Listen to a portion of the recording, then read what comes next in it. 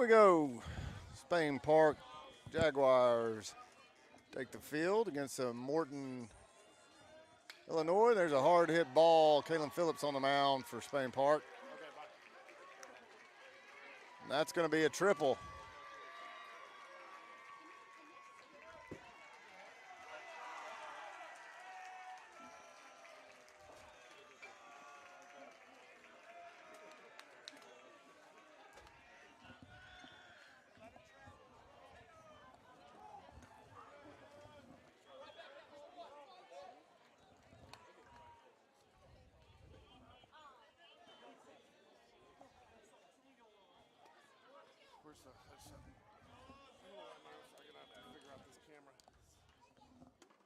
Swing and a miss by Rowley.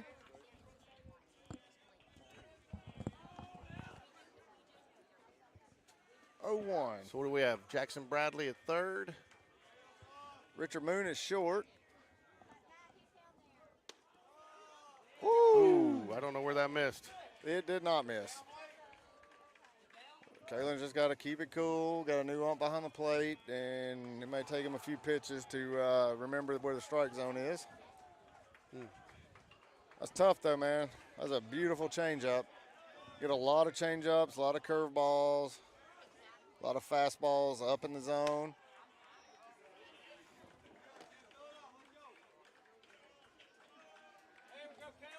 Counts 2-1 now.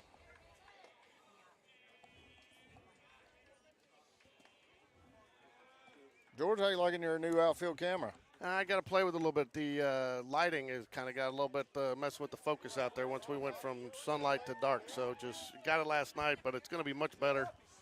But for whatever reason, just getting a little bit of not quite as clear in the night as we had during the day. But I'm spoiled with the one we got on the infield. So 3 balls, 1 strike.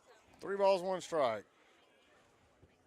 And there's a pop-up to first base.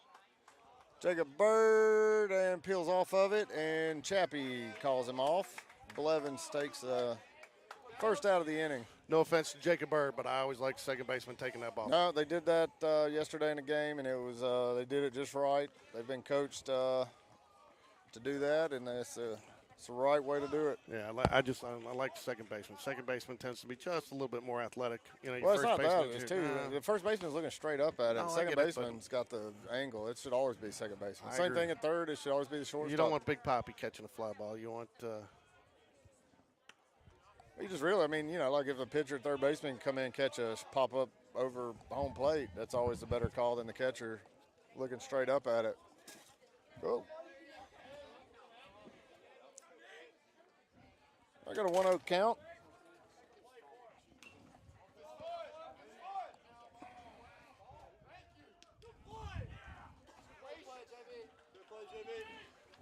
There's a foul ball there. There's a heck of a play by Jackson Bradley.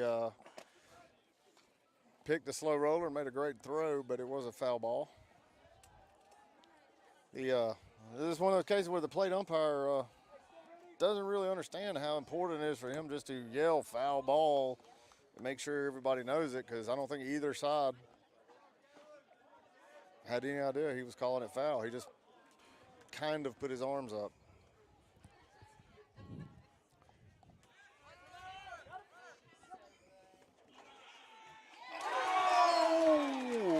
There was a pass ball, and the runner came in from third and slid in, and he definitely looked to be safe there, but they called him out. I will take it, but I would rather the umpires kind of get this going. I got who's behind the plate there? Coleman. Coleman Gray hustled back. Coleman, Did a fantastic job. And he got a nice bounce off. Played it very well and turned. And Kalen Phillips was there for. There's a high fastball right there. Kalen's going to live up there. He likes to stay in the 8-12 inches above the zone, and he's going to stay a few inches below the zone. Kalen knows the kind of pitcher he is. He's a contact guy, not overwhelming with his fastball, but he has great off-speed stuff, a good changeup, a solid curveball, and he's going to throw those off the plate He's going to make pitches look like volleyballs coming in, but they're not going to be where you can get the barrel on it very good. Ooh, good looking pitch I right like there. that. Missed. Well, he got that little arm movement too, where he kind of tucks it back there and hides the ball a little bit. He hides the ball extremely well. And you don't totally see it. This Morton lineup has a lot of very tall players. There's a nice bounce to Richard Moon, and there's a third out of the inning. No run scored off the leadoff triple for Morton. Good job by Kalen Phillips. Get out of the inning. 11 pitches. 12 pitches.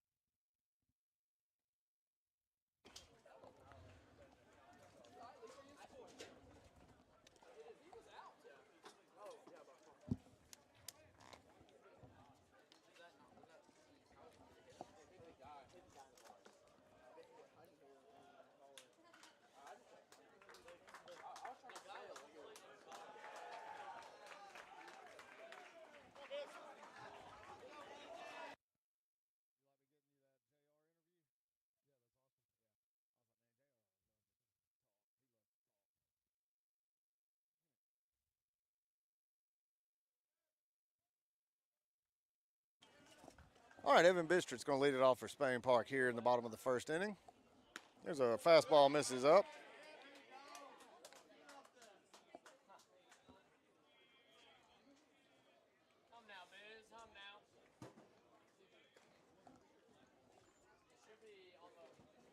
The Morton, Illinois, the Morton Potters. George, do you know what a Potter is? There's another ball misses off the plate there. 2-0 to Evan Bistritt's leading off for Spain Park. What is a Potter? I don't know, man. I'm gonna have to get the Google machine out, I guess, and find out what a Potter is.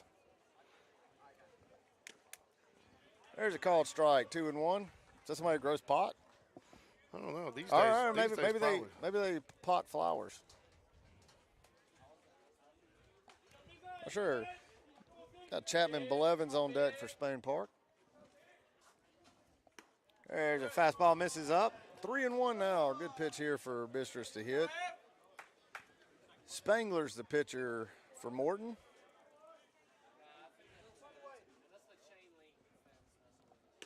There's another called strike, and count goes full.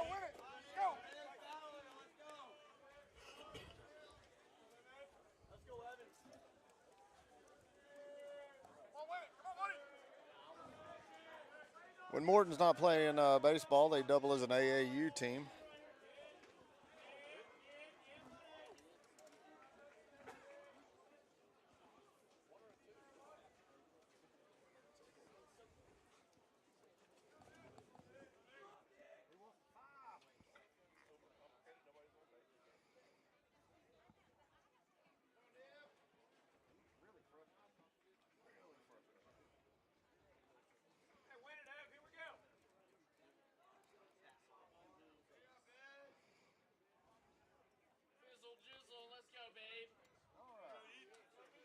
Now we're back. Here comes the 3-2. And there's a fastball. Bistritz swings and misses, and that's the first out for the Potters.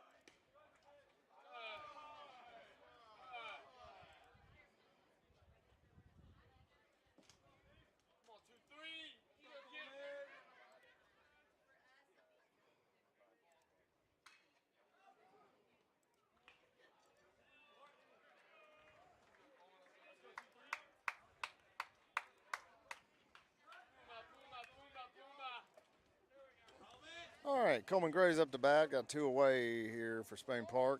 Got a 1-1 count.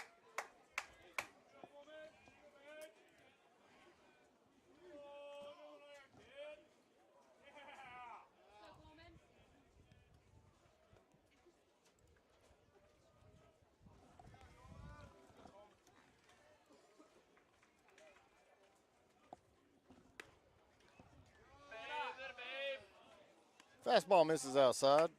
Spangler, the Morton pitcher, throwing in the upper 80s.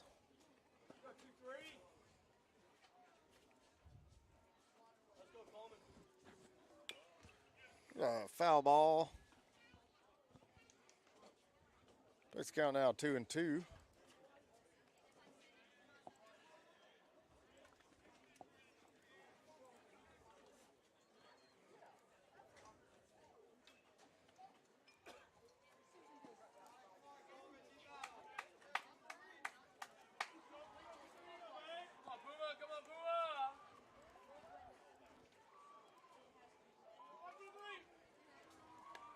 And there's a strikeout. And a sword for the Morton pitcher, Spangler. So, Ricky, here you go. My best guess is a Morton Potter is just that, a pot. They must be the potting capital, pot-making capital of the world, because that is their mascot right there, and he's got a pot. So there you go. Like flower pots, or I guess what's that's the best I can figure out so far. I tried to look it up, and maybe I should go do a little research. Let's go Let's go talk to some potters over here on the other side and see what they say. But I've got the Game Day Sports Radio research crew looking into it.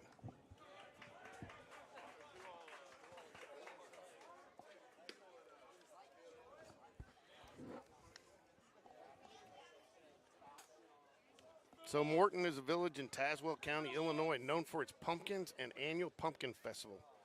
Population was 15,198 at the 2000 census. It's also home of the Caterpillar Distribution Facility and Libby Pumpkin Plant. It's part of the Peoria, Illinois Metropolitan Statistical Area. Morton is also the headquarters of Morton Buildings. Well, So there you go. Population of 17,117 people. So there you go. See there, people? You don't just tune into this broadcast to learn how much George likes nachos. You also learn about geography.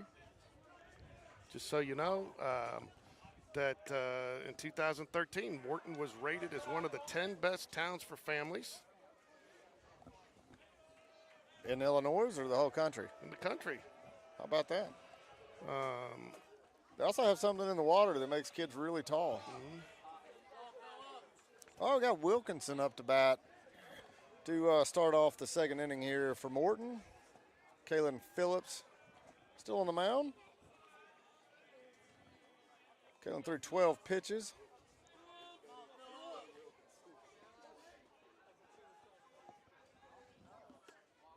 There's a fastball misses in.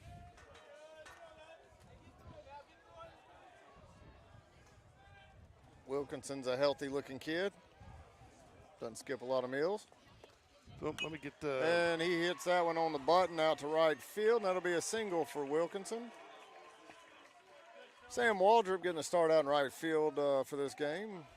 Fields the ball and throws it into second base. Puts a man on first there.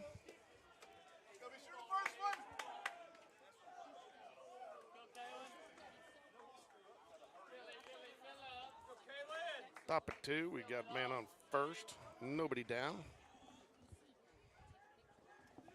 Newhoff up to bat. Fastball misses up.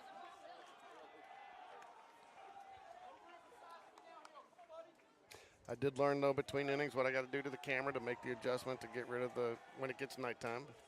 It all has to do with the. Looks a little foggy out there. It is. It's too much. Ooh. Ooh, that's not what we wanted right there, Kalen. It's it has to do with the changing the light, and you get too much light in there now. So. All right. Coleman needs to go out and talk to Kalen right now. Tell him don't overthrow. Kalen's trying to throw hard. He sees this other pitcher throwing 87, 88. He needs to be who he is.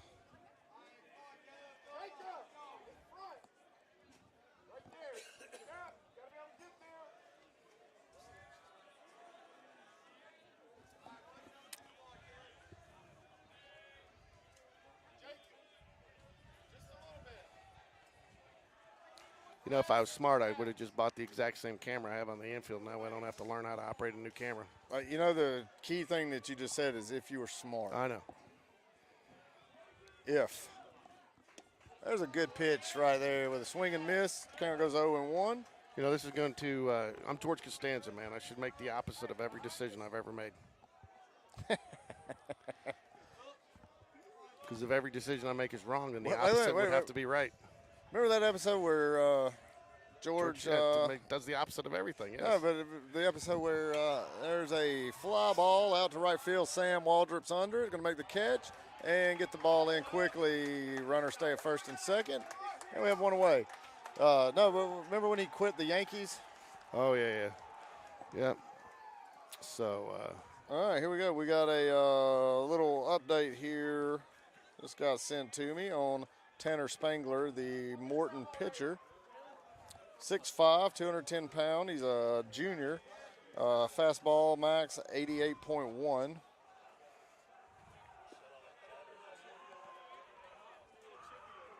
About 2,300 RPM on his fastball average.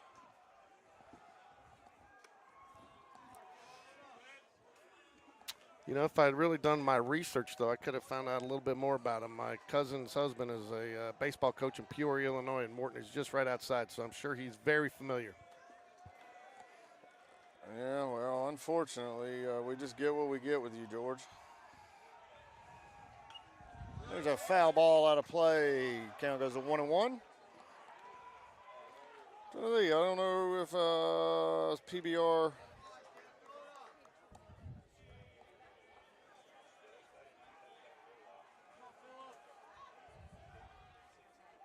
Not sure what offers he has, but I'm sure he's got a few.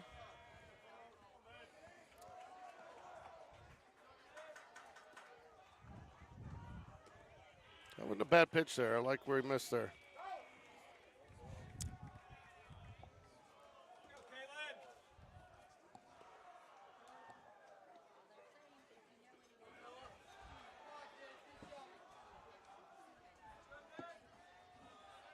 There's the 1-1 pitch. From Phillips, fastball misses down.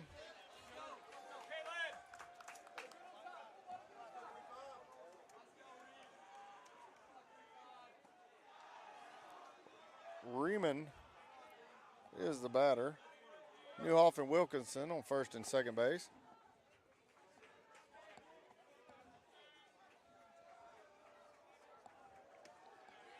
And fastball misses off the plate. There's a walk. Well, not the start right here that Kalen was looking for, but it's be a good time. Yeah, there we go. Coach Dunn's going to go out and talk to him, and this is what Coach Dunn does.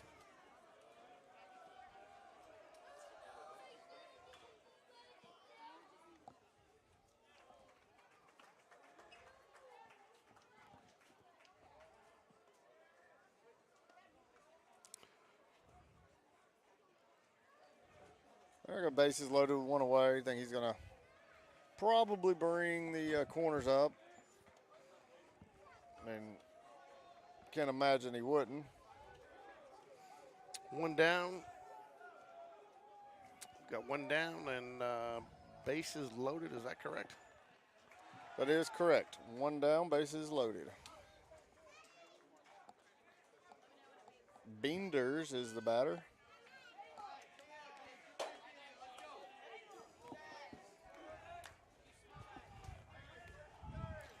All right. Hey, all you need to do is roll it right here, get in and out. No harm, no foul, right? That's it. There's a fastball misses low. He's got a little bit shy right now. They've come up looking for first pitch fastballs and have tagged a couple of them. There's a very spirited game going on right behind us right now. I'm not sure where it is in the ball game, but sixth inning, I believe. 2 balls, no strikes there. That one was close. That was a strike. Oh, was it? Okay. Yeah, 1-1. Couldn't see, man. You were turned. I was trying to look through your head. You thought you could see through it, but you can't. There's actually something in there. You're filled with knowledge. Pure knowledge. There's a ground ball to third and get the out at first base. A run scores, so there'll be 2 outs. Bradley booted that one, had a picture perfect double play ball and just took it off the end of the glove. Yeah, but stuck with it, didn't panic, at least got the out. I mean, salvaged the out. Got to really need double play there, but. Yeah, that's unfortunate. But anyway, 1-0 now, Morton over Spain Park.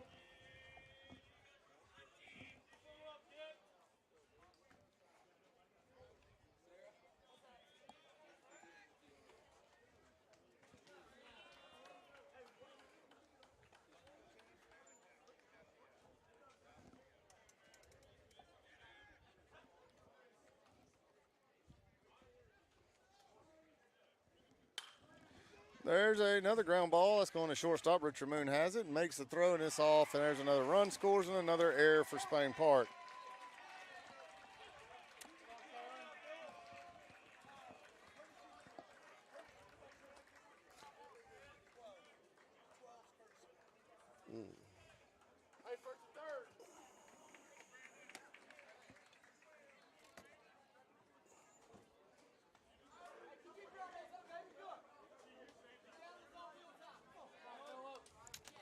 You know, that's so discouraging for a pitcher. Try to get out of it right there, and that'd been third out.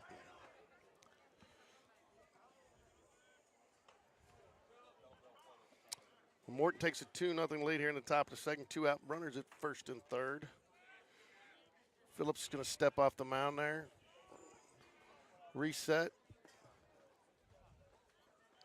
Jacob Bird's holding the runner on at first. Curveball in the dirt. Good block by Coleman Gray. Great block by Coleman Gray. Coleman's looking good back there so far. Yeah, and it's not easy to do either. I've seen a lot of reps, and then you come out and you do it on turf. I know you like to call it dirt, but it's turf. There's some dirt in there. We've talked about this numerous times. I'm just not a big fan of that throw to first base with a guy on third, especially with 2 outs. I think the risk outweighs the reward. Unless you have a called pick play or something. Tell who called the pick to first. That depends. I'll tell you exactly who did it. I don't know, man, because there's been a couple times. Ooh, what happened? Foul ball. I don't know about that, man. There's been some good. I know some guys have gone I wouldn't say rogue, but have gone off the reservation on their own on some pick moves this year. Yeah, well, I guarantee you Kalen Phillips did not. Okay. That was a called play. And when we recently asked Coach Dunn about calling something, he said, I've called every blah, blah, blah, blah, blah since I've been here for 50 years. Yeah. So, not going to lie. He said it. No, I hear you. Yeah.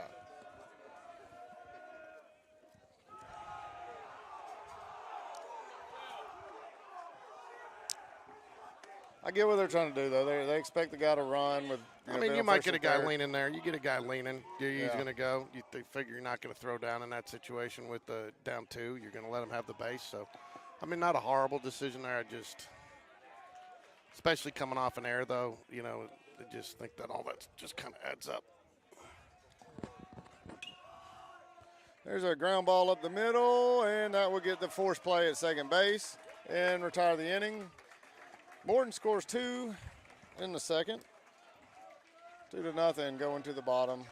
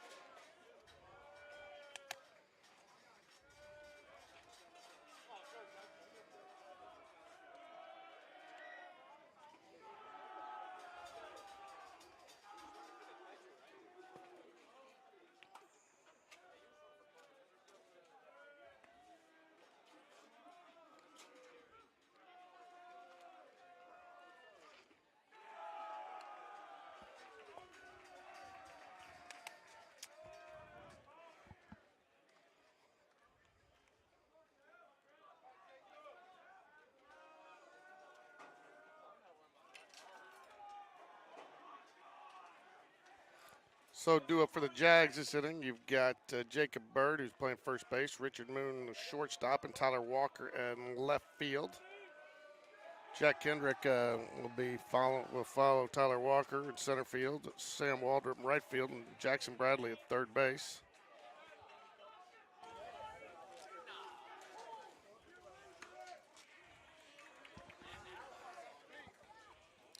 One ball, one strike. Oops, good.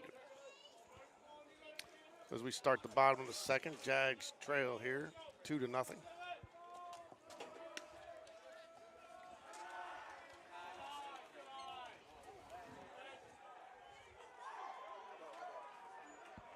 I'll tell you what, anything that can frustrate this pitcher, like this umpire squeezing the strike zone on him, is certainly appreciated. Curveball misses. I couldn't tell. I guess that went off the end of his glove. I thought it hit the batter, but I didn't have a very good view of it. Yeah, no, Oh. Georgia's better half's here. Better 3/4. And I don't mean that by size. I mean personality. If we're going by size, it's a better third. No, she's a better 1/8.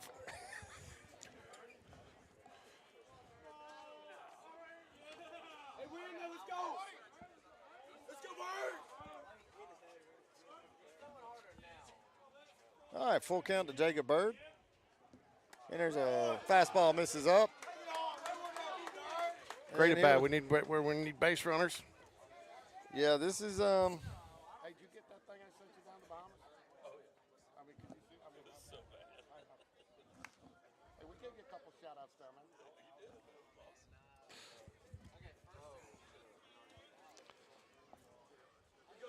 Richard Moon. there's a fastball in for a called strike. 1-0. Tell you what now, Spangler has a pretty slow delivery. Interesting to see. Bird's got good wheels on him over there. He does. There's a slide step. Oh, and a curveball hits him in the back, and we got runners on first and second now. And, by the way, Bird was in motion there. He was. And good call there, Ricky. And, very rare do you see the curveball, though, hit the batter in the back. Yeah, that one was square around him. See what Coach Smith decides to do here. All right, Tyler Walker up to bat. Tyler had a really nice double yesterday. There's a foul ball into the field of play, so to clear that out. What was that? My drink just spilled, man. I'm having trouble. I got to get Yeah, look, he spilled it on me. I'm sorry. Jeez. You deserved it. Can't take you anywhere, George. I don't know how Wendy deals with that. You want my napkin chair over there? You want my chair? No, I just need a napkin.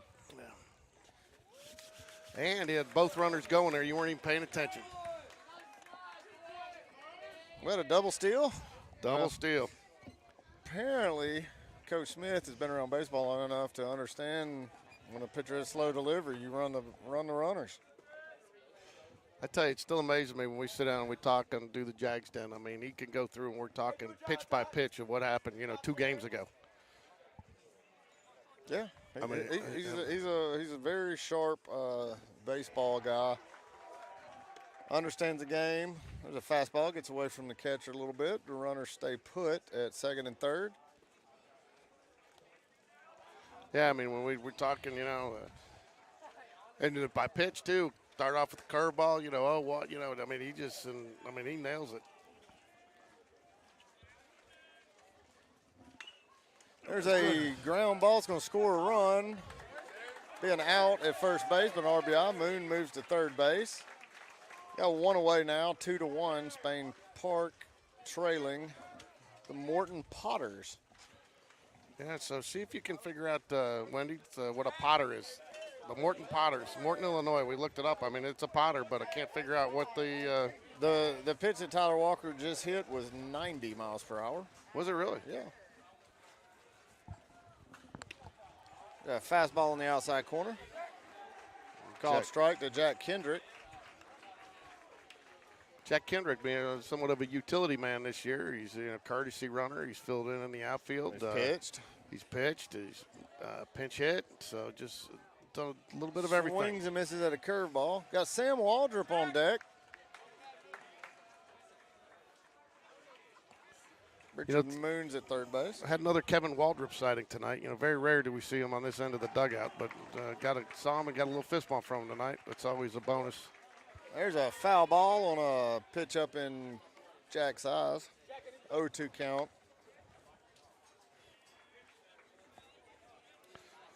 Yeah, this Spangler kid is junior and looks like he's got a bright future. There's a curveball in the dirt. Nice block by the catcher. Keeps Moon on third base. Well, not my intention, but if you do need a podiatrist, go see Kevin Waldrop every time. And we took Logan 2 years ago to him, and Kevin ended up pulling up like a 2-inch sliver of wood out of his foot that he was running through the yard, and I got it. He didn't realize how, and it was one of those that even Kevin. Oh, that's going to score a run right there, and that's going to go foul. Never mind. Smart play by the Morton Potters there. So third baseman was about to pick it up. I think the pitcher stopped him. He and, did. It was a very good play. Mm-hmm. I saw Coach Smith over there blowing, trying to keep that ball fair.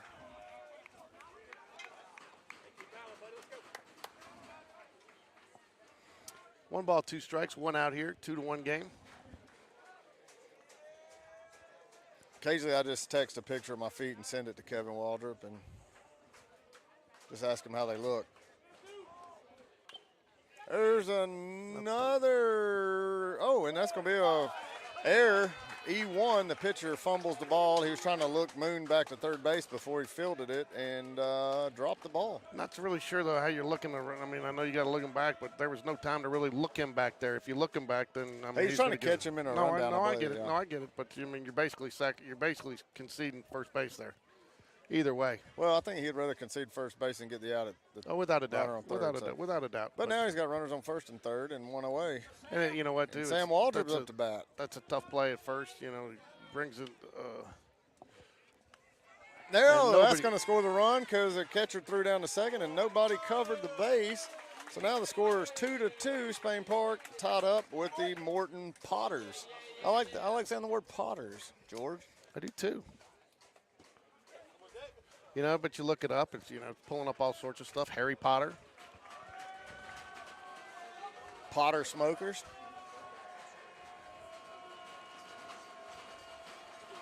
Jackson Bradley on deck. Sam Water, did they call that a ball or a strike? They called it a ball. There's a swinging strike, and we swipe third base. Yeah, you nailed it earlier. This delivery, I mean, they're running at will right now, and you know. Wait, say that first part again. You pegged it. There you go. Yeah. You had it right. You were right all along. What do you want to say? You're a genius. Yeah, you the smartest man I know. You keep going. I'm not going to argue with you. Fastball misses up. Counts now 2-1 to Sam Waldrop.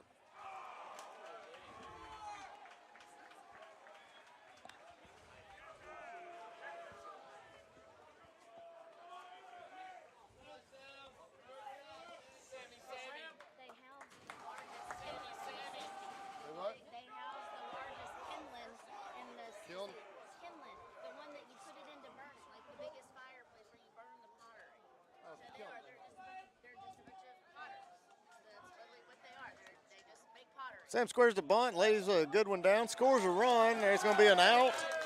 And Spain Park now takes the lead 3-2 over the Potters. Good job by Sam with the sacrifice bunt and the RBI.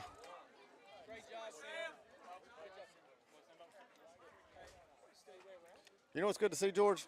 A bunt, small ball, and somebody actually get it down effectively. Well, all of those things are good to see. But seeing these veterans come out while we've got the, I call them the JV, but the guys who are all the backup role players right now, starting this game and seeing the seniors and the starters come out supporting without a them. doubt. You know, and I mean, I've mentioned that too a couple times when talking with Coach Smith that, I mean, you don't really feel different classes or age groups on this team. And you can really feel that these seniors have accepted responsibility and taken on some accountability with their, you know, much-needed leadership role to bring some of these younger guys along. And they are a team, you know, and I don't think they look at them any differently. And I think that's great, and I agree with you. I think that's awesome.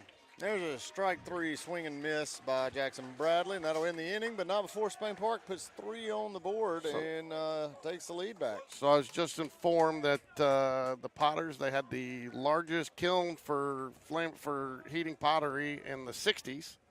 So that's exactly what they are. They was, I guess, the pottery capital of the Midwest. There's a lot of things could be a lot worse than that, I guess. Well, here we go. Let's see, too. I got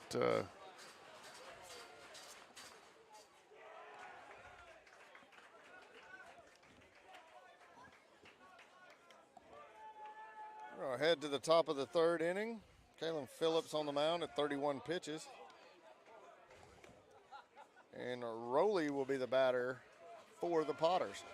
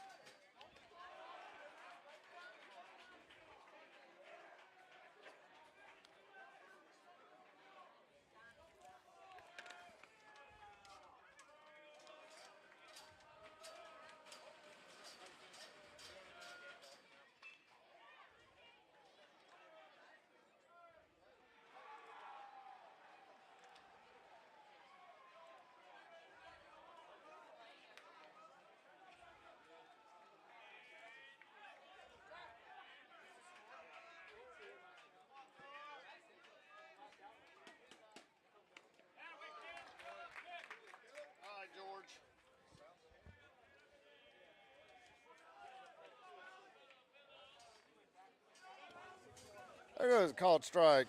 0-1 to Rowley, the lefty. There's another called strike, a fastball inside. 0-2.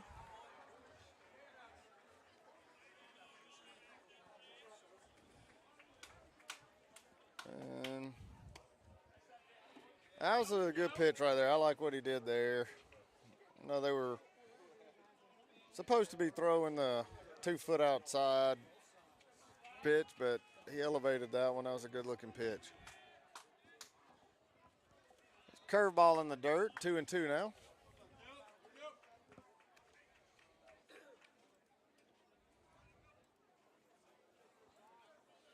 Like to see him come with a fastball about 10 inches above the zone, right down the middle. And unfortunately, he put one right in the zone, and he knows he can't do that. The heck of an attempt out there at second base by Chapman Blevins. Ball was tattooed, and he still just about got it. Yeah, he did. Chapman made a nice play on that. All right, Rowley's at first base now, and that's going to bring up number 9, Hurst, for the Potters.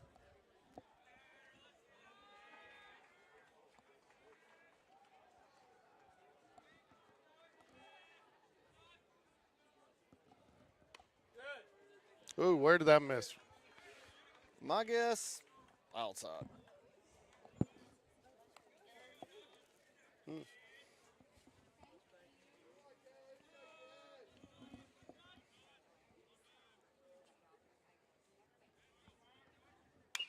All right, there's a ground ball. Got the out at second base and missed one at first, but got the lead runner.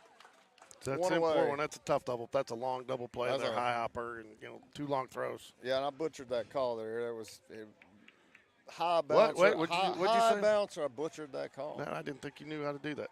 High bouncer to Jackson Bradley and pulled the runner or pulled Chapman a little bit off of second base on the throw, but still got the lead out. Well, that's the important part. All right, we got. Well, Game Changers froze up again. I can't remember what this big sucker's name is, but Wellington or something. There's a fastball misses up.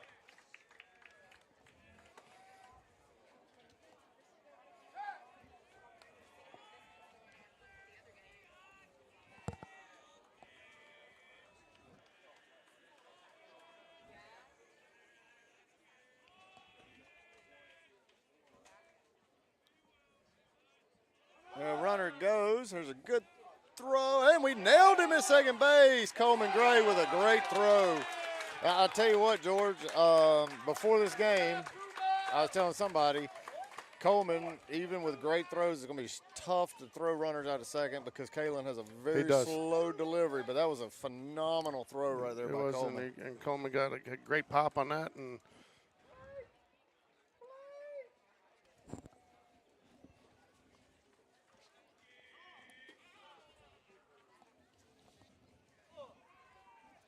all right, well, nobody on base and got 2 away now.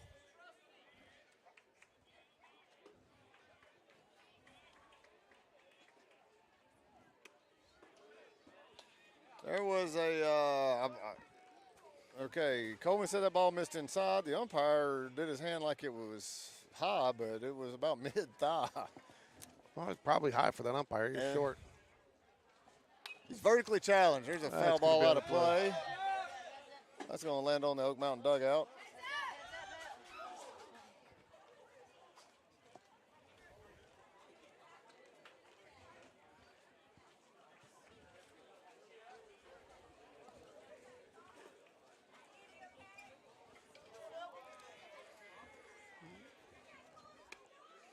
That the fastball misses up. That was what? That was definitely high right there.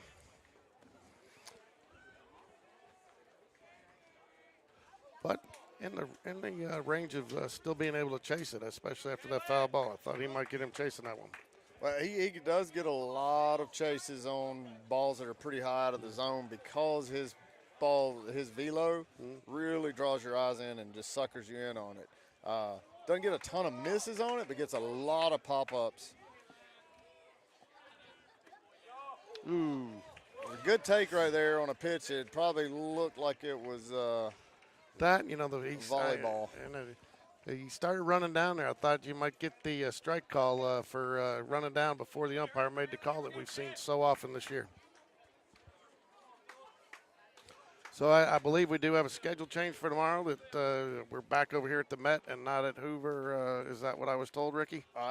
Nobody told me, so if you were told, there's a called strike. Well, I wouldn't go with that because a lot of people were asking a lot of people that question, and everybody seemed to think it was over here, but nobody had a definitive. So I was hoping you were that guy with the definitive information. I'll get that definitive information, George.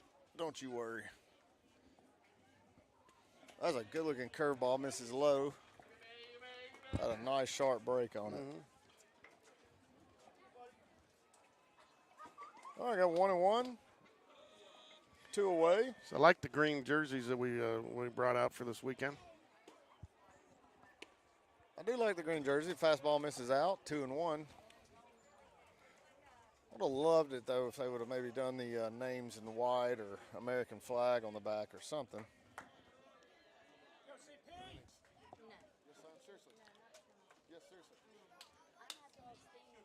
Y'all are the Dukes of Hazzard, the good old ones. That needs to be y'all's theme song coming in. I'm serious. I'm going to interview between others. Body recovery to you, base camp. 3-1 count to Newhoff. Got 2 away.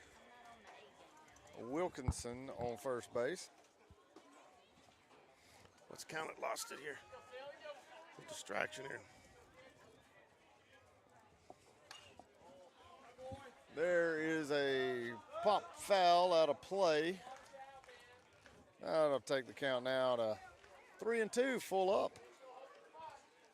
All right, now it's time for Kalen to make a pitch here.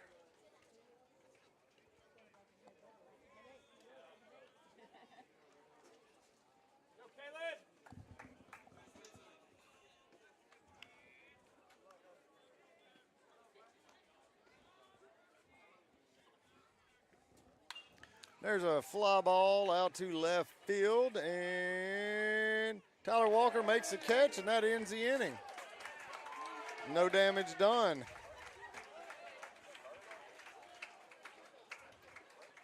I'm less than pleased with my focus in left field. It was great for the first game, but this. What is that, watercolor? I don't know. It looks like a Van Gogh. I just read how to fix it, so I may try to go torture myself and fix it. Oh, Lordy. All right, well, now we go to the bottom of the third inning. Spangler still on the mound for I'll be right back. Morton. Try to fix it. What it is.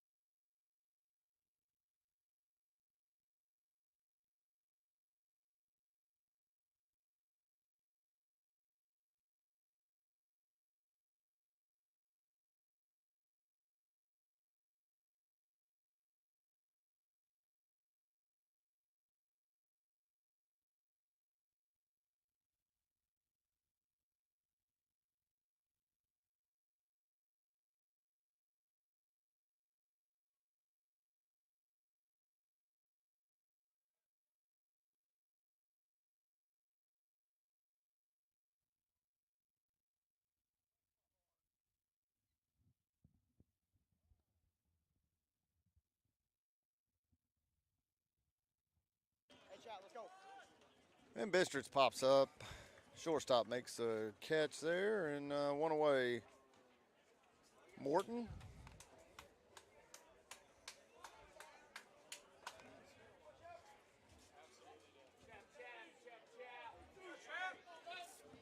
Chapman Blevins up to bat for Spain Park. Coleman Gray's on deck.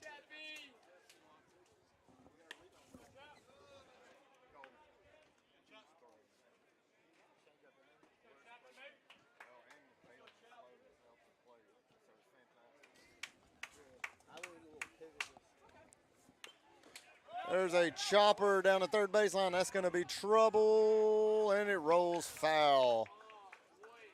That's the second one of those in as many innings.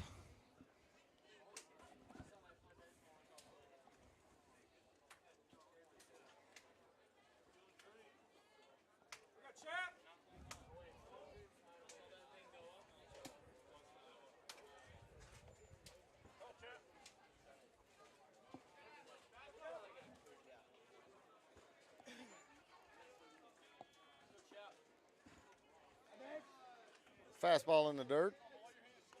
2-1 now.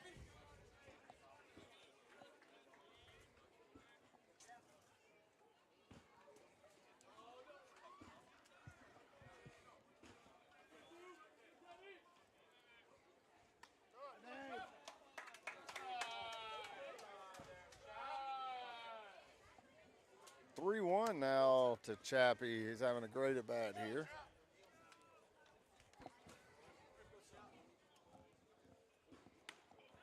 Call strike, takes count full.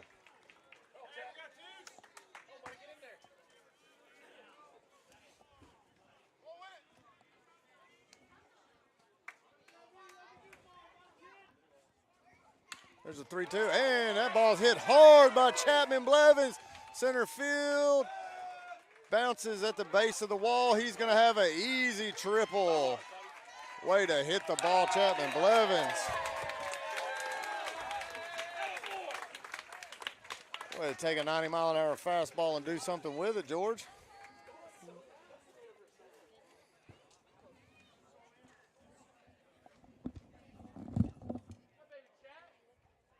Don't look for him, but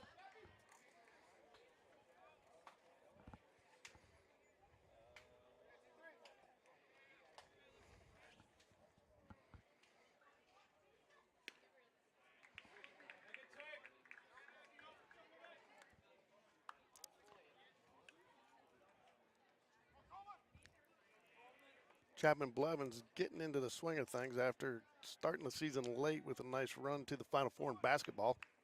Had a great season in basketball, but definitely glad to have him out here on the diamond. He's had some key substitutions and played defensive and nicely, especially when Ryan Cole was out, and also some really big hits and timely when they were needed, and some pinch hit situations as well. So Chapman's really been stepping up when his number's been called.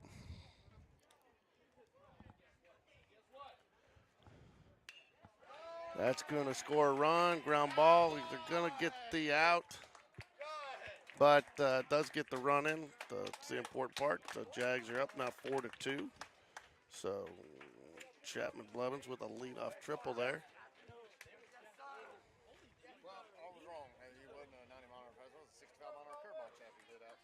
What was it?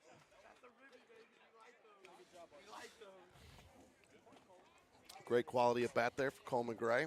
Fantastic. Got an RBI.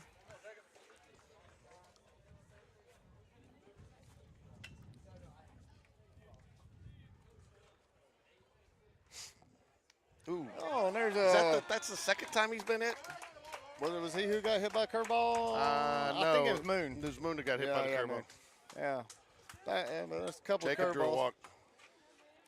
So far, his curveball has hit a couple batters and got drilled by a batter. So, overall, though, this pitcher, he's been impressive. Got good stuff, and he's young.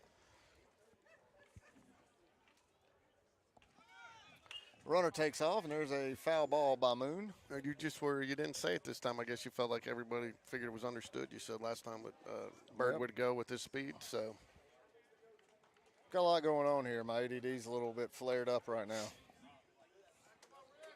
Right, I'm back, though. I'm back. I'm focused. All right. Bird's not going to go on this pitch.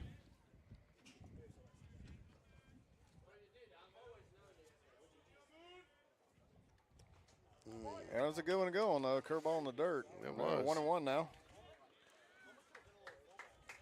Bottom of the third here. That was probably the best opportunity because we're going to see a fastball here and not the pitch we want to run on. There's a throw over, and that's going to be that should be a balk. I couldn't see him. The runner on deck batter's right in front of me. So Yeah, look. I guess he stepped off, and I just didn't see it there. And we took off on that one. He double clutched it there. Double clutched it. No, still made a good throw out down there. But anyway, Bird with the stolen base. It's his second of the night.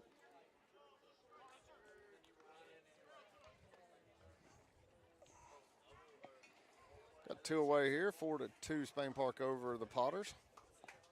Bird's on second. Richard Moon has a fastball outside, just about got to the backstop. You're going to be saying that word for days, aren't you? Potters.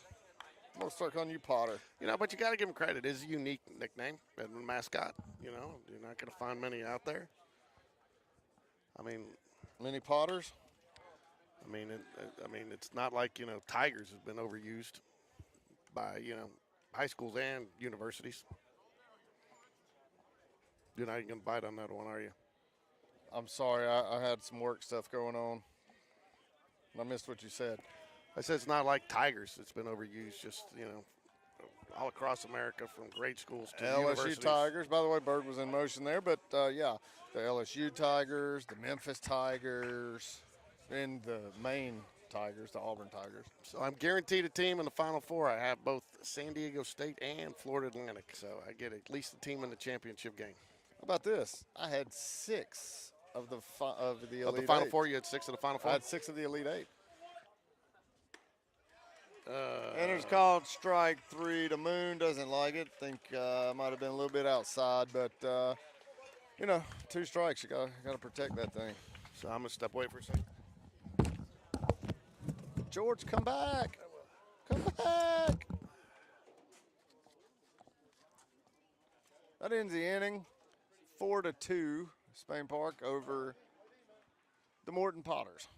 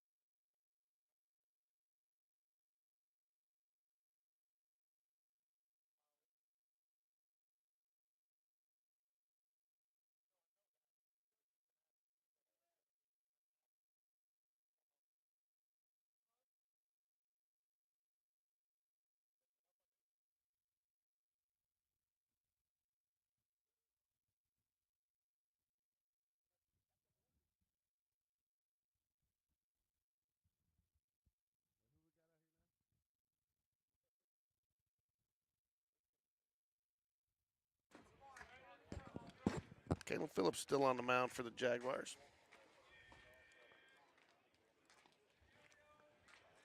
Jaguars 4-2 here in the top of the fourth.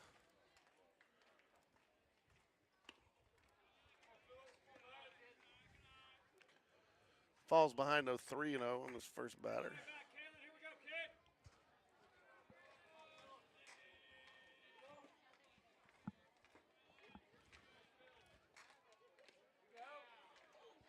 I don't know where that missed, folks. Looked pretty close. And I see what you're talking about, Ricky. It seems like that umpire keeps kind of throwing his hand like it missed up or trying to get it up. But I mean, it didn't look low, so. Yeah, it wasn't high, it wasn't low. It was. I feel like if it missed anywhere, it had to be inside. It's the best thing I could guess, but.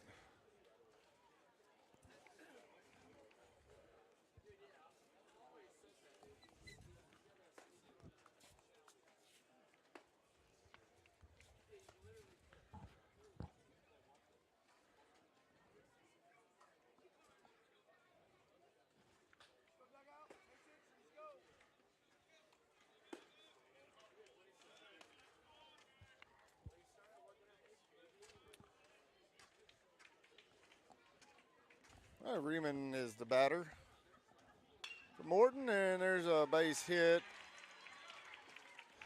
through the 3-4 hole, and runners on first and second now for Morton with no outs. So just I got a little bit more information on Morton. One of the top teams in the state of Illinois. They have 30 pitching wins back from last year on their staff. Braden Smith's a very good left-handed hitter and catcher, which I think we saw with that throw in 2018. They were Class 3A state champions in Illinois. Their coach Jesse Crawford is very highly thought of and respected in the state of Illinois, and pitcher Spencer Tim has thrown a no-hitter this season already. So definitely, it is a little smaller school, Class 3A, but that I don't think that matters quite as much in baseball as it does some other sports. What's that? I mean, you're getting your pool of athletes, but I think in baseball, the Kalen Phillips going to come out, and we're going to bring Jake Irwin in. Way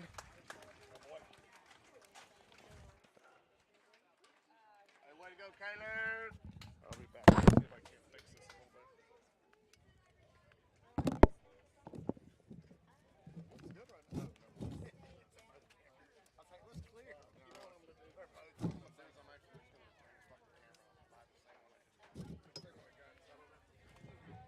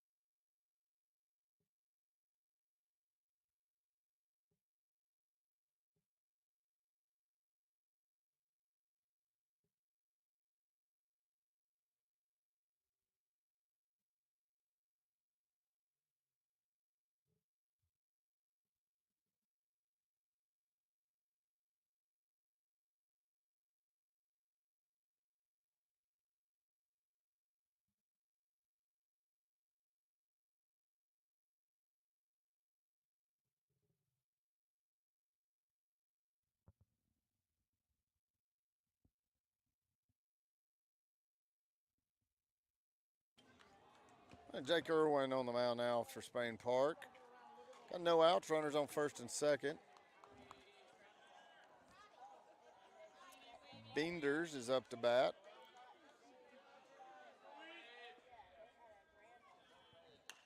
And there's a ground ball to second, should be two.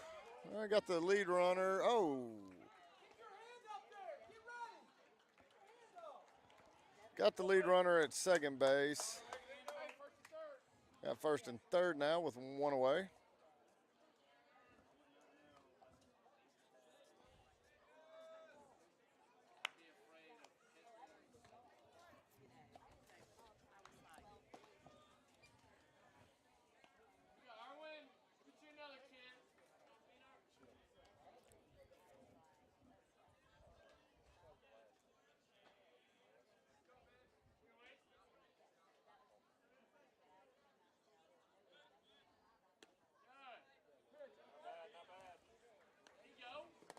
Ball misses out. 1-0. Spangler, the Morton pitcher's up to bat now. Oh, fastball misses up out of the zone. 2-0.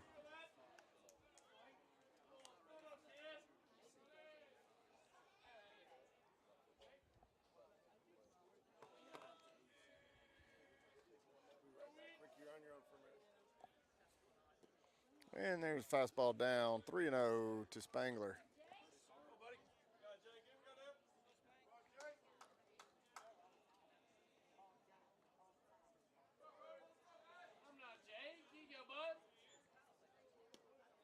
There's called strike. 3-1.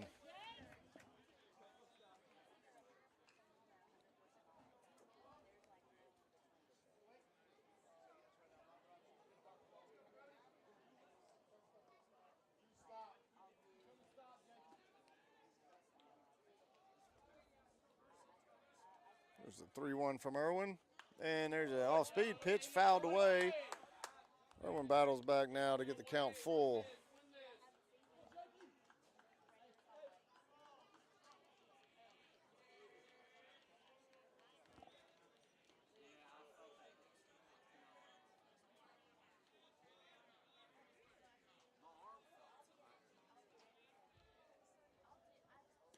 And fastball misses down, and he walks Spangler. Now the bases are loaded with one away.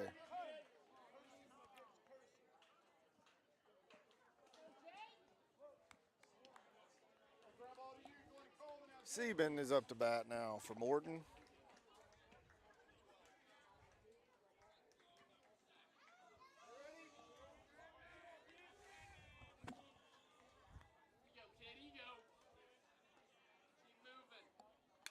There's a strike, foul ball. 0-1.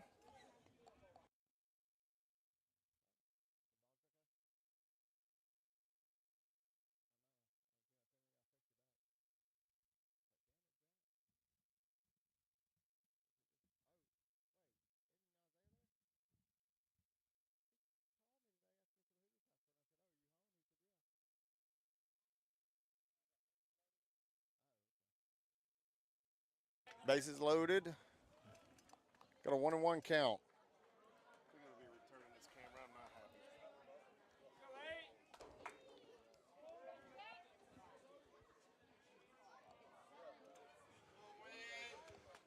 Base loaded, 1-1 count. Sorry to step away for a minute. One out, right? Yep, one out. Oops. Go ahead and get Sieben's the batter.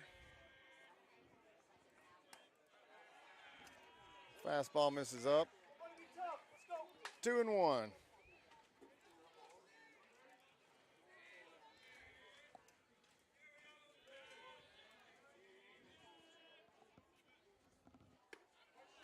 There's a I don't know where that one missed out.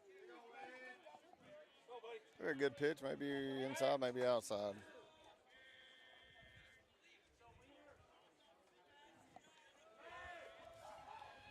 Nowhere to put him. And we walk a run in now, 4-3. Spain Park over Morton.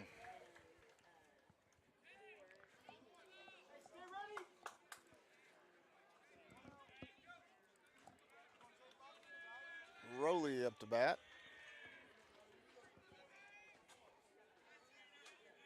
top of the fourth here, one out.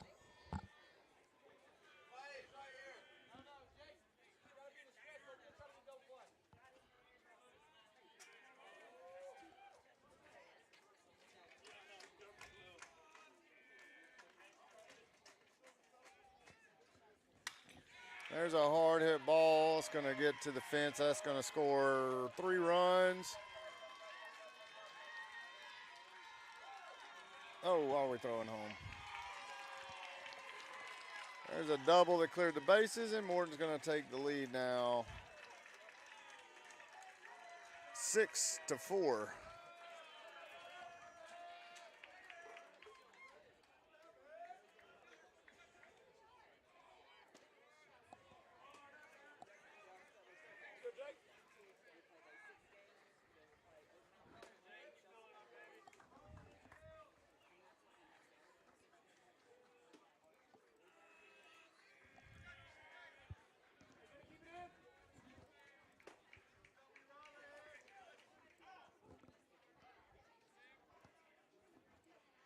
Hurst is the batter.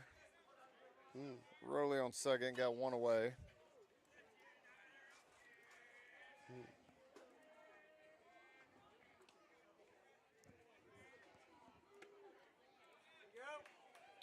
And there was a ball that was high that it got called a strike.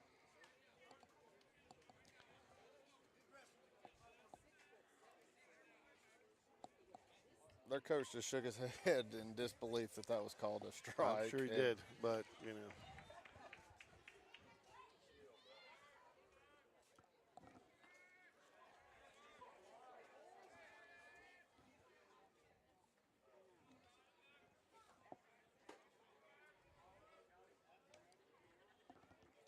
Curveball in the dirt. Good stop by Coleman. Great stop by Coleman. Coleman's caught an excellent game today. Yes, he has so far. And she has a bad rest of the game, George. I'm firing you for good. What are you talking about, man? You told me earlier you got to call like you see it. So I'm telling you.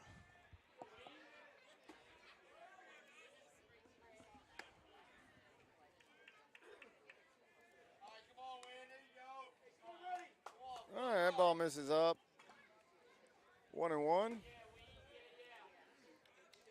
Where's Kyle Cahalan in our bullpen watch?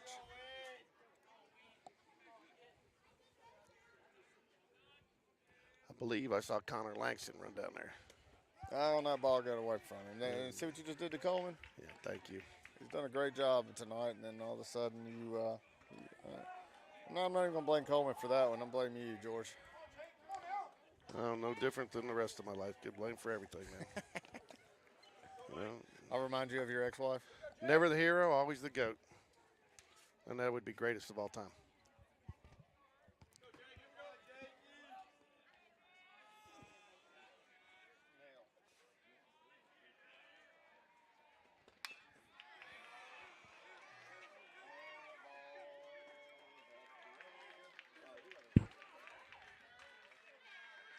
He's going to go for third. Here comes the throw. He's going to be in the third with a stand-up triple.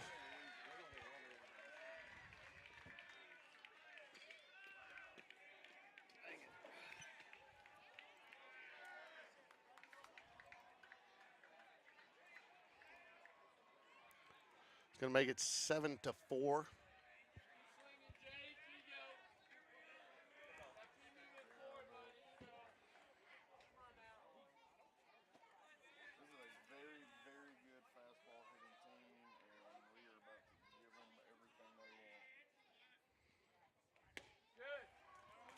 It's a nice pitch right there. Strike.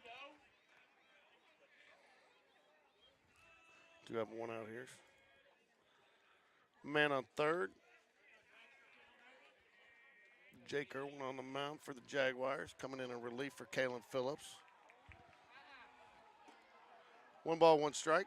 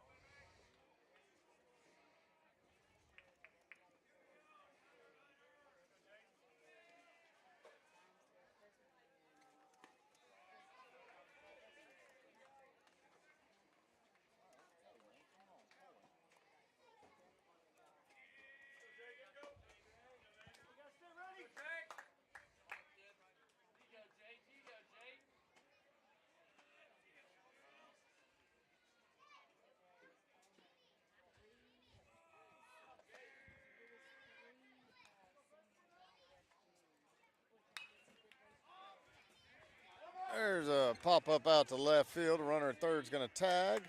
Tyler Walker makes the throw, but won't be in time, and that'll make the score 8-4 now for Morton Potters. But we did get the out. Yeah, we got the out.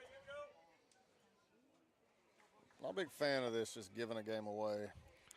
I don't know if we're giving it away. I mean, Kalen pitched well. I mean, went to the relief. And, No, I mean playing a quality team and not.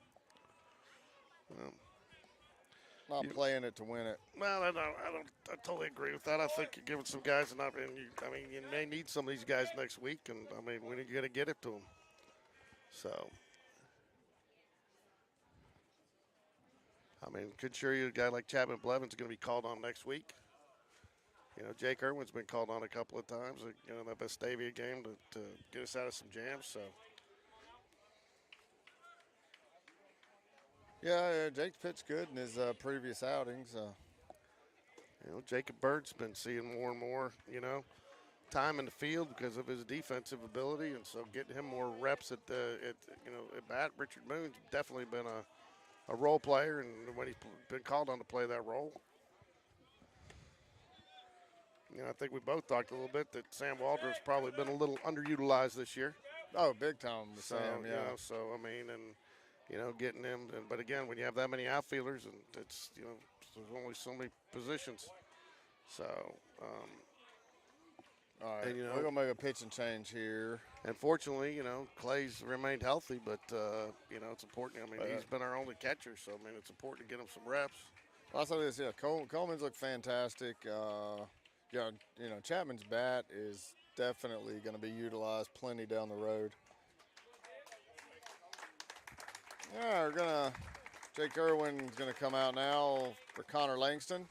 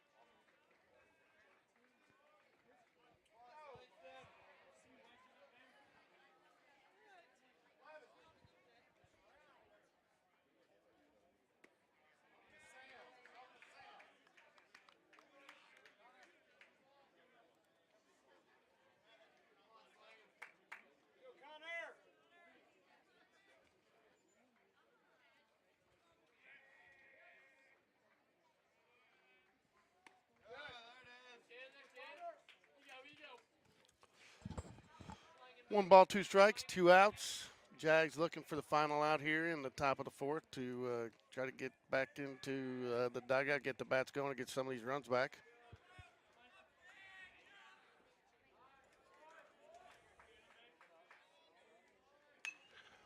That's going to be a fly ball. to the very hazy outfield camera. And it fell for a double.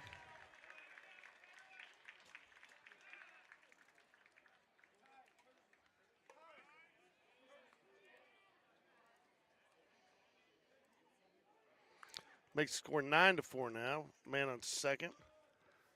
So courtesy runner coming in for the batter. 2 outs here. 9-4. Morton leads the Jaguars here in the top of the fourth. 2 outs. Jags just need one more to get back in and get those bats going.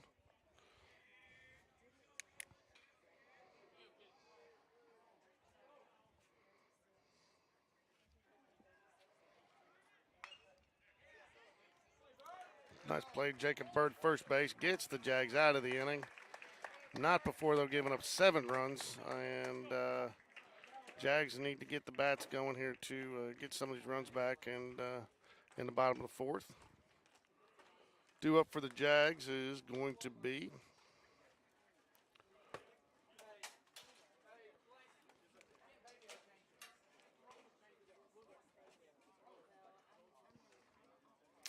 Tyler Walker, Jack Kendrick, and Sam Waldrop are due up, the 6, 7, 8 batters. Tyler Walker's 0 for 1, but does have an RBI. Jack Kendrick, 1 for 1, and Sam Waldrop 0 for 1. So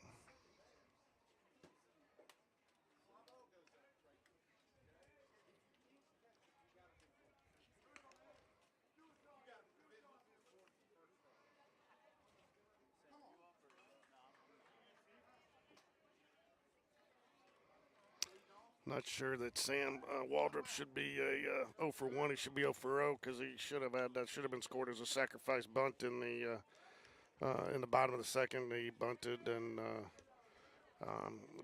bunted for the run to score, so he got the RBI there, and it should have been 0 for 0 because he definitely sacrificed himself there to get the run in.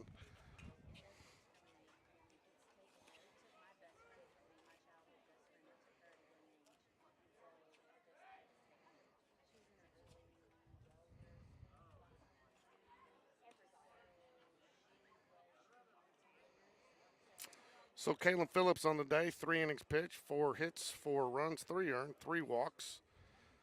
Jake Irwin comes in for 2/3 of an inning, 2 hits, 5 runs, 5 earned, 3 walks. And Connor Lanks in the third of an inning so far, 1 hit, no runs, and no walks, and no strikeouts.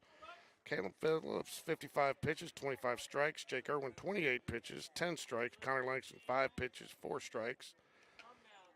Caleb Phillips faced 16 batters. Jake Irwin, 7 batters, and Connor Langston, 2 thus far.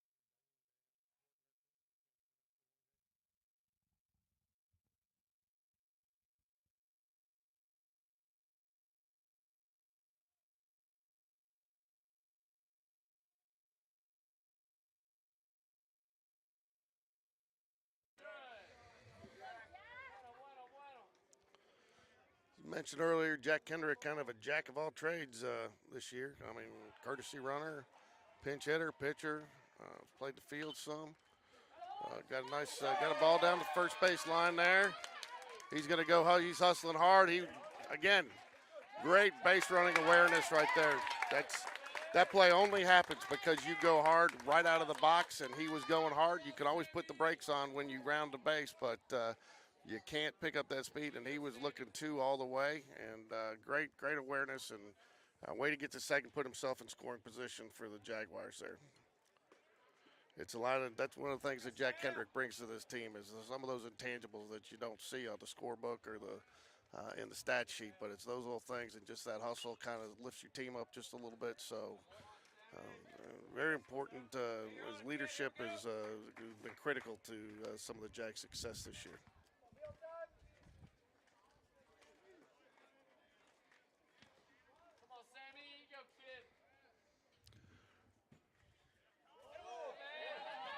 There you go, Sam Walter, hit by pitch. Now men on first and second for the Jaguars with, I believe, some of these numbers have been switched around.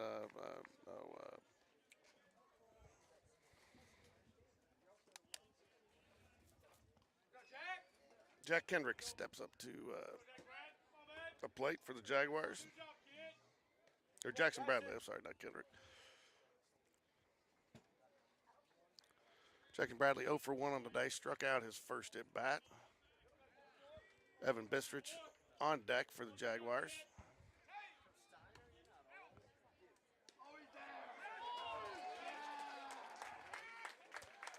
So Jaguars take third there on the steal from Jack Kendrick. I figure that might be a missed sign over there first. I'm not sure.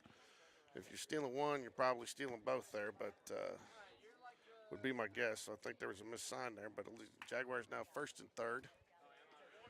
Probably an opportunity to still take the base here.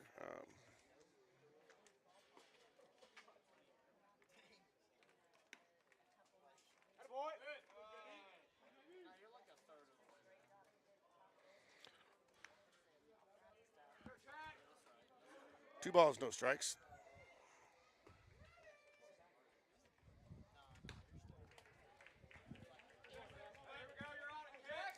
Two balls and a strike now.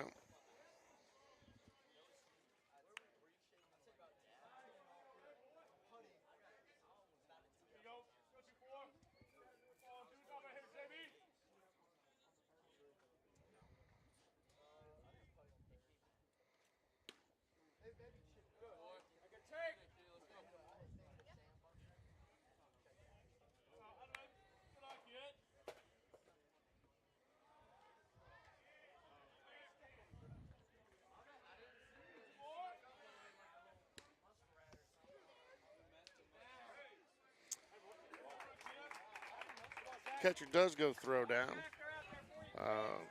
Jaguars now runners on second and third. Two runners in scoring position with the full count. Come on, Jack, do a job, baby, do a job.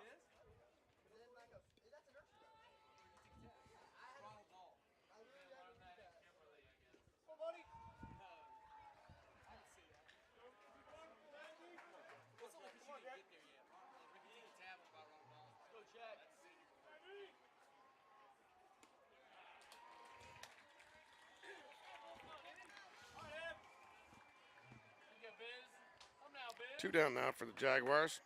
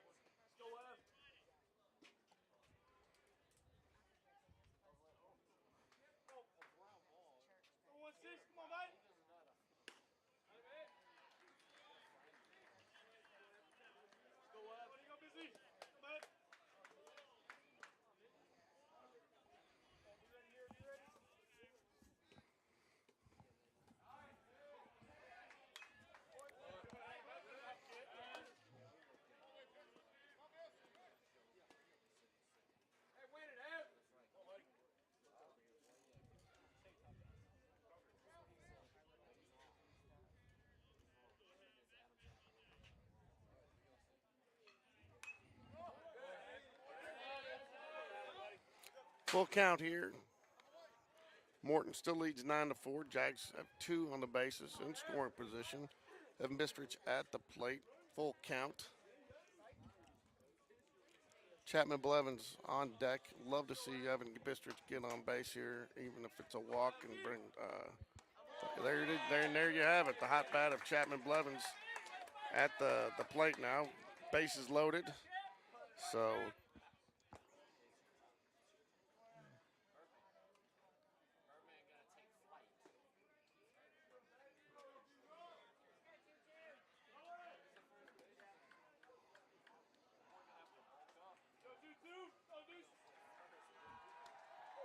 Inside. Jags with an opportunity to close the gap here significantly. Catcher's going to go out and talk to the pitcher, settle him down a little bit while Chapman Blevins goes down and talks to Coach Smith for a minute.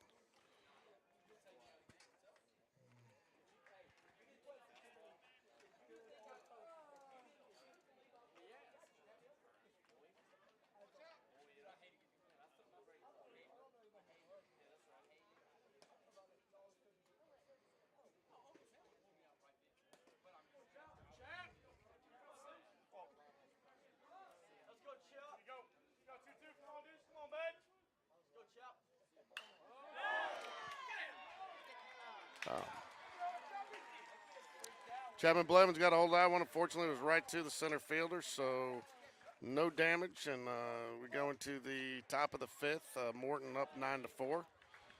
Just was made aware that the Morton baseball team is playing with a little bit of a heavy heart tonight. Longtime coach Jeff Millard, who's 73, passed away on Wednesday. He was he taught social studies, and he was a baseball coach.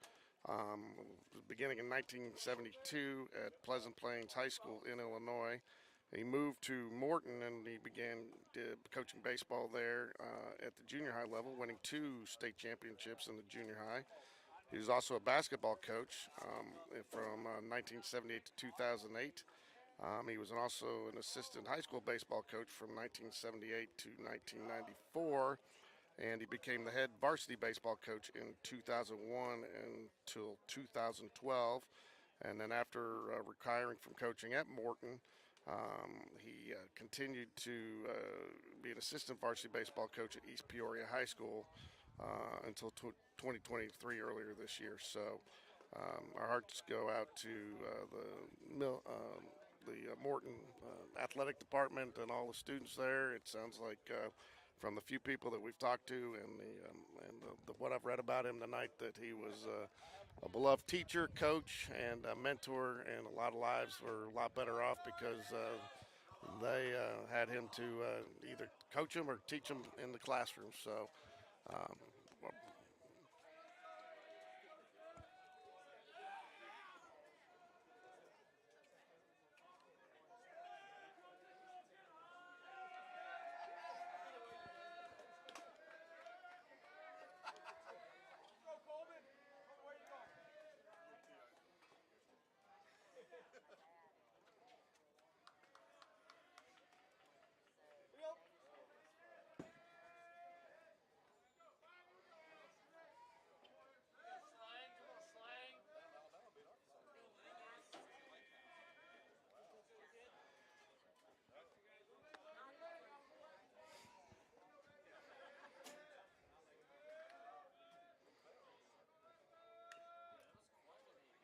Connor Langston comes back out to start the top of the 5th.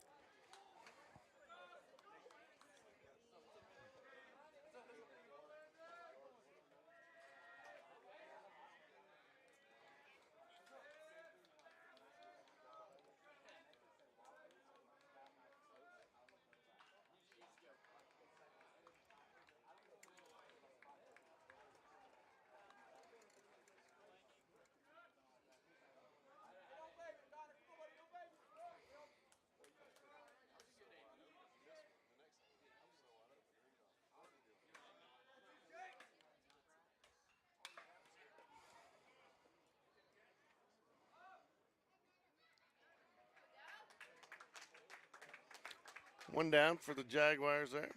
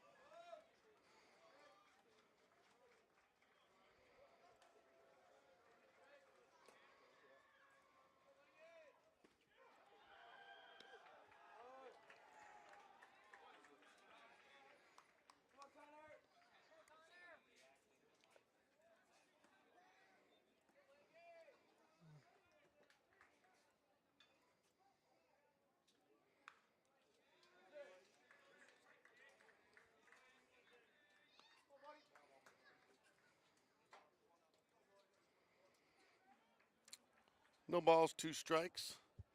1 out here in the top of the 5th. Come on, Slang. Give it to it. Ball low, not a bad miss though with 2 strikes.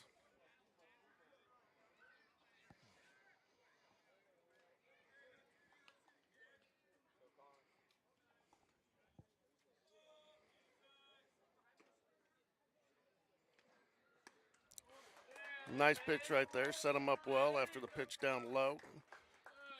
2 outs now.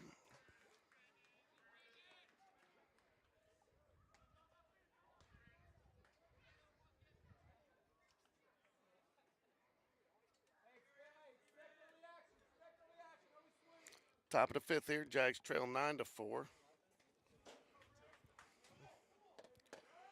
Due up for the Jags in the bottom of the 5th will be Coleman Gray, Jacob Bird, Richard Moon, followed by Tyler Walker. Connor Langston likes to work ahead. He starts off 0-1.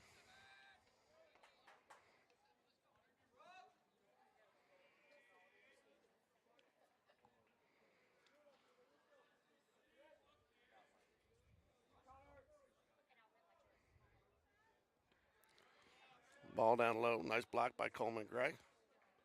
1 ball, 1 strike. 2 down here. Not sure why it's not.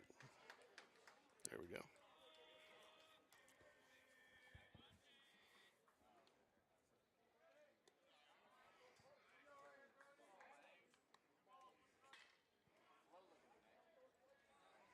Two balls, 1 strike. 2 outs. Top of the 5th.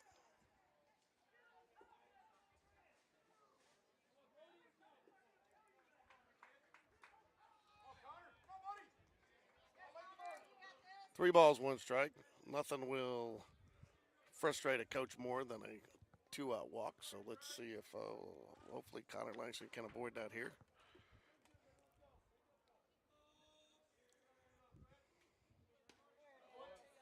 Nine wings. 3-2.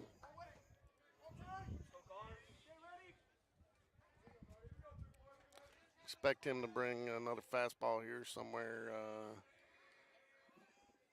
up. Fouls it away. 3 balls, 2 strikes. Turned out to be a relatively nice night out here at the ballpark. It's got a little bit of a breeze, but the temperature's held, so it's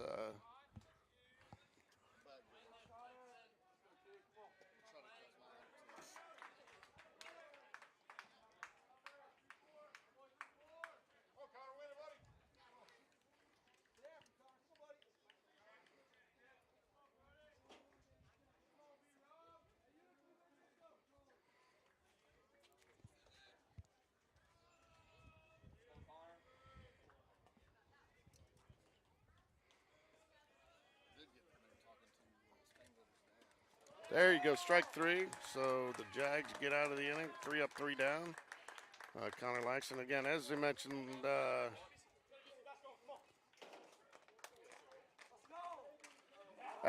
last inning, just want to pay our condolences to Morton Potters, Jeff Millard, longtime coach, social studies teacher, basketball coach, coached at won 2 state championships at the junior high level, and coached varsity baseball coach and basketball, and was a beloved teacher and coach, and a part of the community. Passed away on Wednesday, and I know the Morton Potters are thinking of him tonight as they play, and we want to wish our condolences to everybody in the Morton Potter family. Very kind of you, George. Yeah. Man, when I got a text from my cousin who lives up there, like I said, her husband is a baseball coach up in Peoria, and she was giving me some, but she had passed on that information, sounded like, and she sent me, sounds like he was a great guy, and the students loved him, and he coached at all levels, wherever he was needed. He wanted, part of what I read, he wanted to have an impact at all ages, and like I said, he coached in middle school, won 2 baseball championships, was an assistant coach, and then even after he retired from coaching, he continued to be an assistant varsity coach in Peoria to just continue to teach and be around the game he loved. Well, I just had a good conversation with the Morton starting pitcher's father, and he was very happy to hear that his son got a new PR tonight when he hit 90 miles per hour. Told me it was You sure you had that turned up right? It wasn't 9? It was 90. Okay, just make sure. You've been a little distracted tonight. According to, well, a little frustrated. You know, when don't be frustrated. Yeah. And just keep it. I hate losing. And I know, but it's, sometimes you got to develop it. Sometimes it takes Look, I'll tell you what, man. Nobody hates losing more than I do. But I tell you what, I watched 7, 8 girls this year give everything they had in basketball. Sophomores going up against seniors, and they developed, and they're going to be a good basketball team because of it. And they kept, and again, they played the hand that they were dealt, some circumstances, and again, it's not ideal, but. And again, I think that's something that, Coach Smith, when I talked about early in the season, some of with the schedule, I mean, the way the baseball schedule, and they got to go to some more of a regional where you can get some games, and more games mean more, and you get some more players involved, and because the way this whole area thing works right now to just it's do this whole I deal, agree 100%. And so, and I know they were very close to doing it, and I get the whole argument. I get the whole argument of going to an 18, A, 2A, 3A, the travel because they're spread out does have some impact there. But, there's things that, you can't always hold everybody back because it doesn't work. That's one of those things. I don't know where we got to this thing in Alabama State high school athletics that it's got to be the same for everybody. Lehman's a new pitcher for Morton.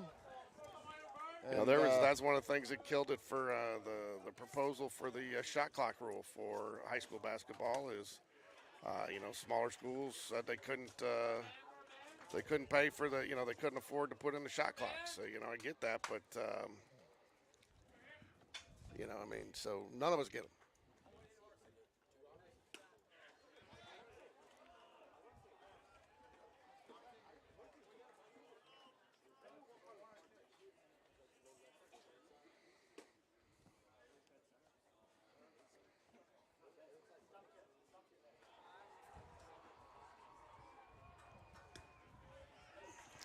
Wow.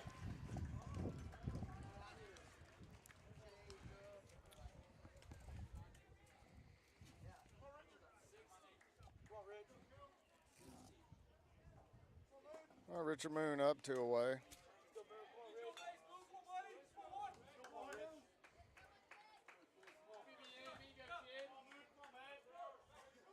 I think a couple of the Morton fans thought that we were getting home cooking by this umpire, and hopefully that just shut them up on the bird strikeout on the ball that was nowhere near the strike zone. Yeah. I explained to him, I said, this guy's been terrible both ways. So, I'm not sure how y'all are seeing home cooking. Beauty is in the eye of the beholder, right? That's true. That is very true.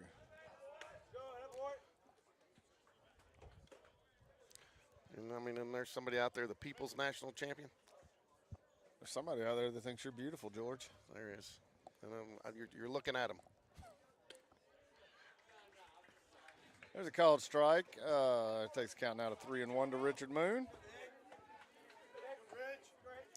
Man, I'll tell you, I'm a looker. You look and you look away. I know where you're going with that. There's a pop-up shortstop's calling it, and third baseman is coming in behind him, and shortstop makes a play. Hurst with the catch, and that'll end the inning. Kind of like Denzel Washington said Remember the Titans, and he's talking to the big guy, and he says, I'm not going to go to college. And he goes, I like a self-aware man. I'm pretty self-aware.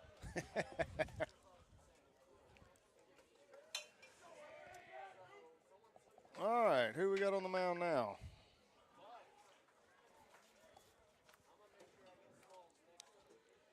Who's this?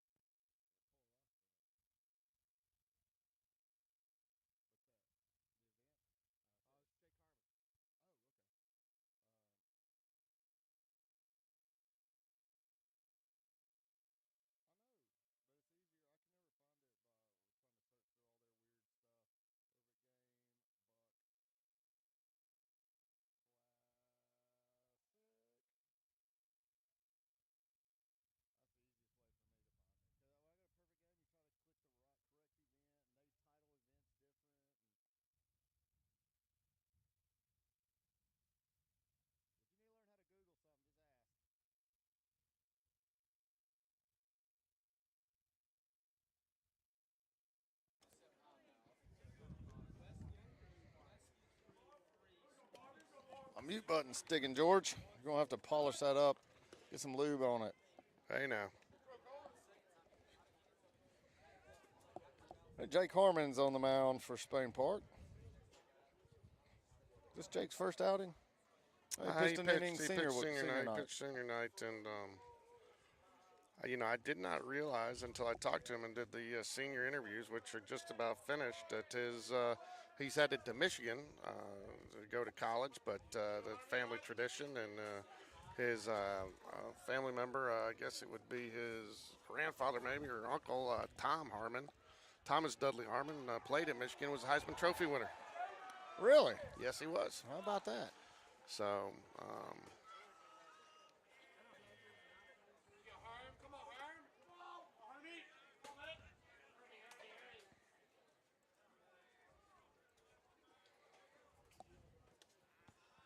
Fastball misses up. 2-0. yeah, I asked him when he told me where he's going to college. I said, "Really? How do you end up there?" And he said, "Well, it's family, and that's pretty much where all his family's gone." And again, Heisman Trophy at Michigan's it's no small feat. Not a whole lot of those. Desmond Howard and Jake's granddad. That's only two. I don't know. Tom Brady didn't win one. No. Who was the quarterback the year after Tom Brady left? Wasn't it Brian Greasy? Was Greasy before him?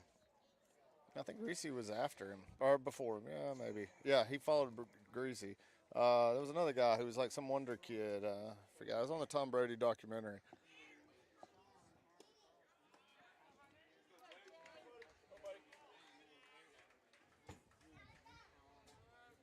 Ball misses low. 3-0 now. Yes, so Tom Harmon, 1940, it looks like was their first Heisman Trophy winner. Then you had Desmond Howard. And then everybody forgets Charles Woodson. Oh, yeah, the Charles upset Woodson. first, is he the Peyton only Manning. Is he the only DB to ever win the Heisman Trophy?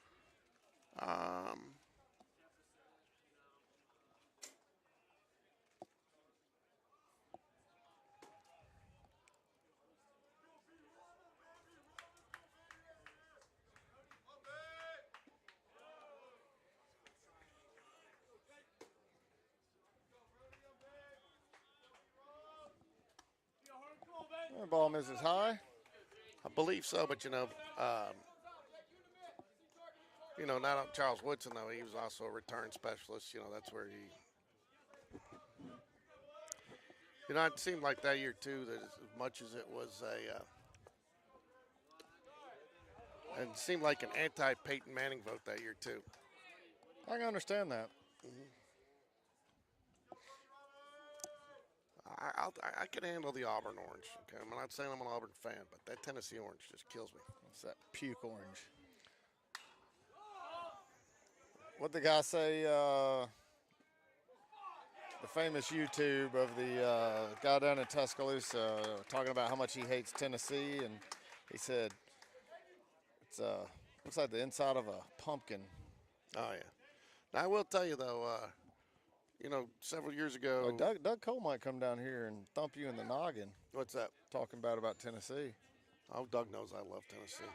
Hey, so Doug, we did our Crazy Eight, the Magic 8-Ball college pickup show on GameDay Sports Radio this year.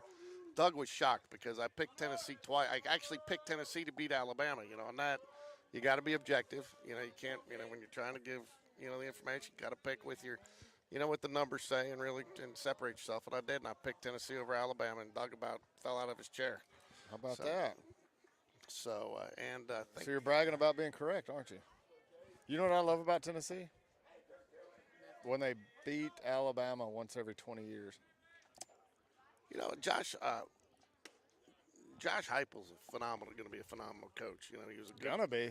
Well, he's got a couple more years, and he's got to get what he's done with that train wreck up there. No, I agree. I agree. But before you can call him a great coach, you got to put a couple years together doing what he's doing. He's rebuilt it, okay, but you just don't go call somebody a great coach over 1 year. That's what Auburn does with the contract extension. That's what Auburn does with the contract extension, which is why they've got 7 head coaches on the payroll. Get in position, Blue. Slid off the bag, tagged him. Well, he's over there laughing because his coach just told him you got lucky.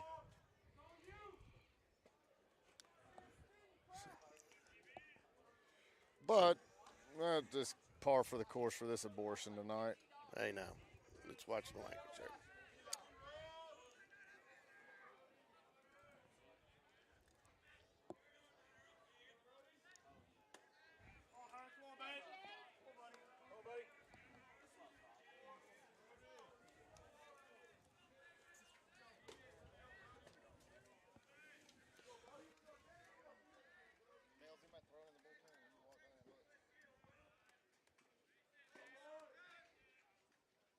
Oh, and he takes him out at the ankles.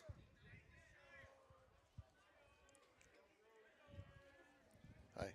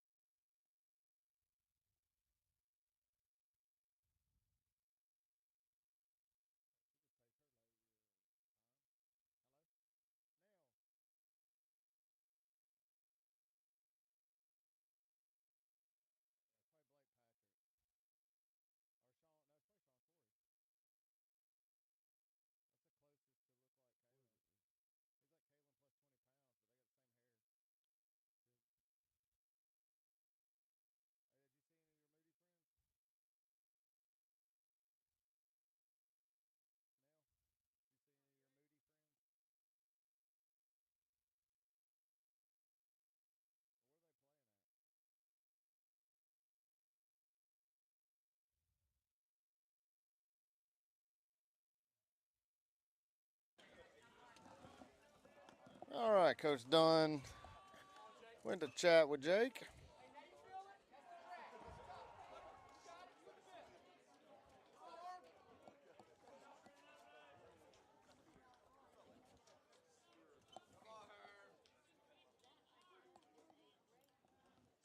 There's a foul ball. 1-1 now. Man up first and third. 1 ball, 1 strike.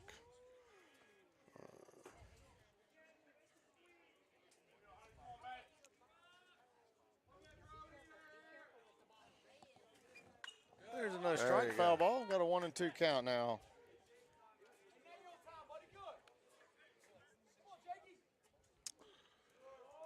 So, Game Day Sports Radio fans, be on the lookout. We should be releasing some information in the next week. We're about to start a college baseball show. We're pretty much going to stick to the SEC, but preview and talk about some games and give you guys an opportunity to send in some questions and get some. We'll be working to get some interviews with potentially coaches and players from several of the programs, and kind of break down as we transition from high school baseball into college baseball in May. Oh, it's the best time of year. Mm-hmm. Hey, a good pitch and a strikeout for Jake Harmon. Good job, Jake. I'm excited about that show, Ricky. I mean, I think we're going to get some good things. I mean, we've had a lot of interest in baseball this year, especially in and it'll be fun, I think, for us to do to cover. We can cover some of the guys that are playing in the SEC. Then we got one over at Mississippi State. His name escapes me right now. So hoping. Ledbetter? Yep, and Colton Ledbetter. We'll try to get him on, and but again with three signees, and there's potentially some more coming in the next class, potentially for baseball. I think it's exciting to be talking about the next level. We don't have to talk much about Alabama baseball, though. It's early in the season. Let me tell you a little secret, George. So number one, Alabama's got a good baseball team, and they've got a good coach. I know they do. most of the East is in pretty bad shape. I mean, hell, Alabama is tied for second right now, I think, with Auburn 2-4 in league play. I'm not sure what they did tonight, but I'll check that in just a minute. But anyway, you gotta remember, Ole Miss was an abomination most of the season last year and went on to win the World Series. So, again, you know, it's like we've been talking about. Games like this don't really matter. What matters is next week when league play starts. So, True. you know. You know, college baseball is such a funky sport as far as, recruiting, the quarter scholarship, 8 scholarships, Well, I got 11.7 scholarships for a 35-man roster. which Well, is 35 ridiculous. scholarship roster, 45-man roster total, which is just kind of absurd. But It is in a way that, I'll tell you what, if you go back to the 2021, 19, 18, whenever it was Mississippi State won it, and Jake Mangum, I guess it was when they won it. But anyway, Jake Mangum made a real passionate speech after the game and about the scholarship issue and how the NCAA is really, really doing such a massive disservice. Because teams like Mississippi, there's a strikeout there by Jake. That was fantastic there. Get back-to-back strikeouts to end the inning. I'll tell you, one of the They're best the bottom of the sixth, 9-4. One of the best things to happen in the NCAA is Mark Emmert retiring. I mean, he was just, I don't know what anybody ever saw in him, how he kept that position. I mean, he definitely didn't know what student, didn't know what athlete, definitely didn't know what it meant when you put them together. No. And, yeah, it's really just a shame that college baseball is treated the way it is. And it's such a disservice to teams like the Mississippi schools and Alabama schools that don't have lottery money. Because, Tennessee and Georgia and Florida and all these teams, the fact that Alabama and Auburn are ever competitive, the fact that Auburn's been to 2 of the last 3 College World Series, playing at such an enormous disadvantage.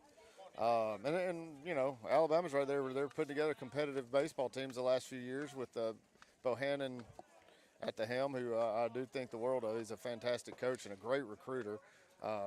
And the fact that he's able to recruit and put together competitive baseball teams at such a huge disadvantage. They have no extra money. Vanderbilt, every kid there is on scholarship, full ride. You've got all the lottery scholarship money that if the kid qualifies for, it's such a huge difference than the way football's operated. Great base running left. Thank you. I mean, you don't get that if you don't come out hard like that. I got Tyler Walker's up to bat now for Spain Park. We'll get back. We'll move the college baseball talk to the new show. Yeah, so I think we're going to try to start. We'll find a night, and again, we'll be available for. But if you can watch it live, then you can send in some questions, and we'll answer some questions. And again, when we get some players and potentially some coaches on there, then you'll be able to ask them questions as well. And Ricky, you cannot ask him if you have any eligibility left. I think that answer is no. No, I have a year left.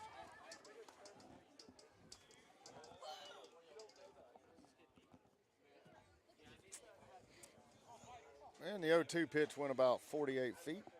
My son JT Brownlee has got a scholarship, and we went through the recruiting process in the fall. He's going to run at Division I North Carolina, Greensboro. He's going to be a Spartan, and he worked really hard to get there. But, one of the things I went and looked at is, less than 1% of whatever sport you play, athletes have that opportunity to play. So it's a special experience. And, in my opinion, the NCAA should be making it easier, not harder. And it seems like it's what they do is they make it harder. Now, I know some of that. A lot of these institutions have shot themselves in the foot because they've taken advantage of the rules that are out there to try to. But again, some of these rules are ridiculous about, guys losing eligibility over a $7 sandwich. Yeah, and in an age where it's totally legal to pay the players anyway with, I don't see – it's weird how they just pick on that. Like, they go after schools almost like that can't defend themselves, Yeah, but even then, you look at the way Emmert and those guys handled that, okay? So, yes, they lost a court case. And rather than try to implement something, and you just threw it out there, and everybody's running wild. You get all these states making laws, changing laws. You got Florida, offering some kid $13 million, and they couldn't even pay it. They had to rescind it, and guys that, and I get some of it, but I mean, it's just, they turned it into a, and then I was talking to and on top of that, I was talking to a college Division I athlete that's down at Alabama, and while the institution's not really involved, they try to get you with these marketing groups. I mean, these marketing groups want to take 40%. I mean, they're trying to take. Now you got these agents and marketing groups trying to take advantage of them. By the way, George, I'll tell you, I'm opening a new sports marketing group. Are you? Yeah, for college athletes. Are you really? No, but it sounds like a good idea. Well, we've got one at GameDay Sports Radio. That's right. Seriously. I mean, we're doing some stuff. There's a strikeout. We're actually doing some stuff. GameDay Sports Radio is doing some stuff with Jacksonville State University. We actually have a big golf tournament next month for the football program, and we've been able to. The philosophy that we worked with them on was to kind of create more of a foundation and not do it based on player, but based on program or sport, where they build and try to spread the money evenly amongst the players and not just go get one or two players and get big deals. And it's a little slower to get it started, but it is one of the guys that works with us has really that's been his focus, and he's done really well with it, and it's starting to get some traction. Sam Waldrop with a swing goes to 0-2 now. Let's see Sam get doing his signature line drives into the gap. Had a nice double yesterday against Gadsden City. Oh, and he swings at a high fastball and strikes out. That'll end the inning, and we'll go to the top of the seventh. Speaking of Jacksonville State, George, we were talking about this the other day. Imagine how much Rich Rodriguez, hearing some stupid West Virginia mountain hillbilly song a decade and a half or longer ago, changed the fabric of time. Because without him accepting the job from Alabama and then hearing that goofy song and deciding to stay at West Virginia, now Tommy Tuberville probably wouldn't be a U.S. Senator because he'd still be coaching Auburn to 8-win seasons. Nick Saban would still have the Dolphins with a losing record. And just think how different things. Georgia wouldn't have Kirby Smart. Rich Rodriguez is responsible for all of that, all the horrible things that have happened to the SEC because of Rich Rodriguez. Yeah, I tell you, I got the interactions with Rich Rodriguez over there. He's been great to deal with and nice guy. And I mean, when I first started dealing with him in August, he kind of went up in his office, and I don't know, everybody went somewhere else, and so it just ended up being the two of us. And I said, hey, look who's on the mound. Yeah, I see. That's why I'm talking about something else. But anyways, I said, how's it going? He said, new coach, new this, new that. I said, hey, I feel your pain.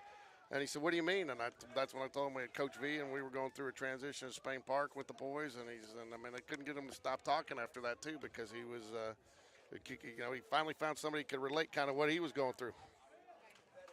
But that's about all we related to. Rich Rod. All right, so key here for Sean is to work ahead and throw strikes. Just throw strikes. Yeah, work ahead. If he works ahead, settle in, stay out of his head.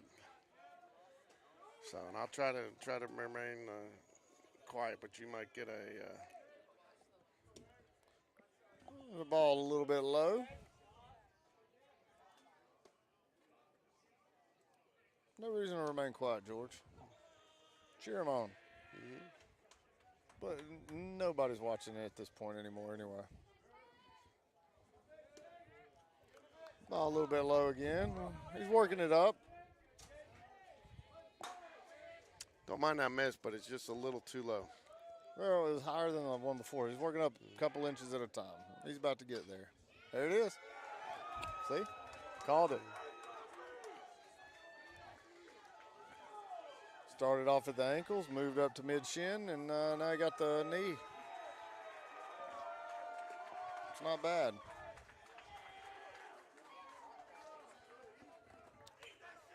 And he got the swing on the high fastball, 2-2. He likes the high fastball too. They all do. It's I'll tell you, it's one of the better told me, strikeout pitches. You know, and that's one thing. Sean. He's had the benefit of catching for so long too that he, seeing it from both sides, you can pick up a little bit of the strategy. What do you think his nerves are right now? He's had been on the mound. That he tried to overdo.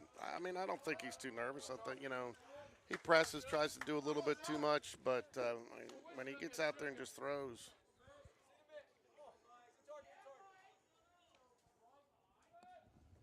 There it is, a strikeout. There, George. Go ahead. You can tell him well done. Yeah, man. Every time. Oh, you'll jinx every other player, but not your own. Oh, I see how it is. I got to live with this one. And you know what? The way they've been lifting in football, I mean, they definitely. I mean, I'm the weaker one in the house between all the boys. Well, that's probably always the case. Yeah, that's. Oh, you were talking about physically. I thought you were talking about mentally. No. Not to mention, you have those two wrestlers wanting to come take me down too. You're throwing out bounties on my head. The offer still stands, and I'll give $100 to any of them that pin you. Come on. Come on, Sean. Coach Don just told him to tie a shoe. I like that. He's got a good point.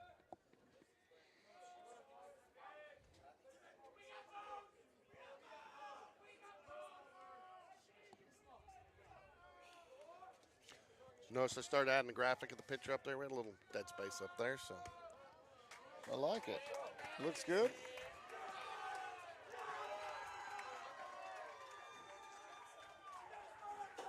I think there's enough room beside Sean there. You could put a graphic of me if you wanted to. There's a hard hit ball to center field, and that'll be an out. Second out of the inning.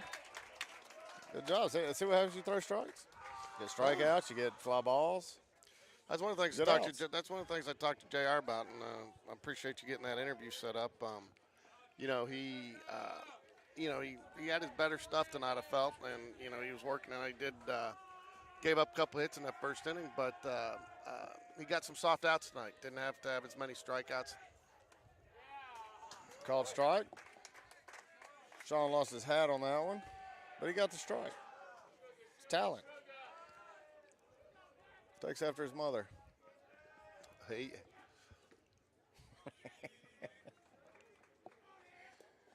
It's so rare to find George speechless. I gotta be careful, man. That's one that you You get sued over that. Geez, Sean, what was that? That was a high fastball. No, that was.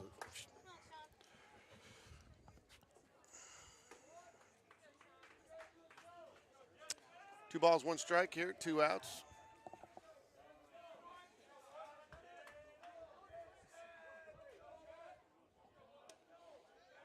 Fastball misses low, 3-1. 2-out walks really frustrate coaches, but they really frustrate Dad more. Yeah, well, gotta be a little, have a little compassion here. When's the last time he pitched against Robertsdale? This is the second inning of the season. Mm-hmm. Yeah, well, they got a walk there, but they got 2 outs. Coach Dunn telling him not to aim it. It's pretty good advice because he definitely was trying to aim that one a little bit. Just rear back and throw it. He'll be fine. Fine like his dad. Dwight, I didn't hear you. Yeah. That one's in the dirt, gets away from Coleman. Ball pitch or pass ball? I'm going to say, it wasn't a great pitch, but, I think Coleman tried to backhand that, so, I'd probably give him pass ball. I would too. If he slides out there for it and it gets away, I'll give him a wild pitch, but since he backhanded, pass ball. Should we agree on that? It's a big lead at second base. Huh? There's a good pitch. In for a strike. Takes the count now to 1-1.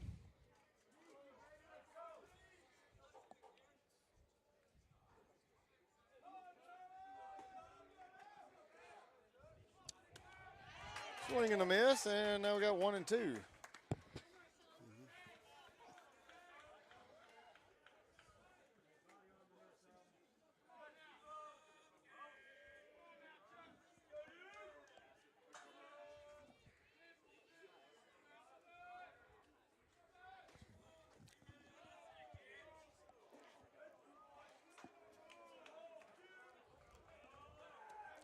Oh, I like the pitch there. I do too. And it's I like that It was a pitch. great job by the batter not to chase that because that's an easy pitch to chase. I'm happy with that pitch.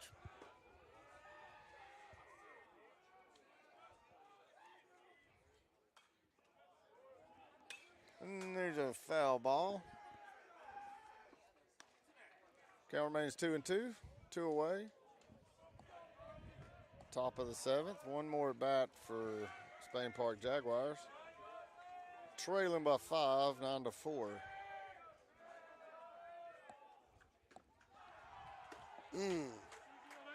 Didn't mind that one either. I don't know. I mean, thought he might chase up there. You got to have it here, though, Sean. Got to have it here.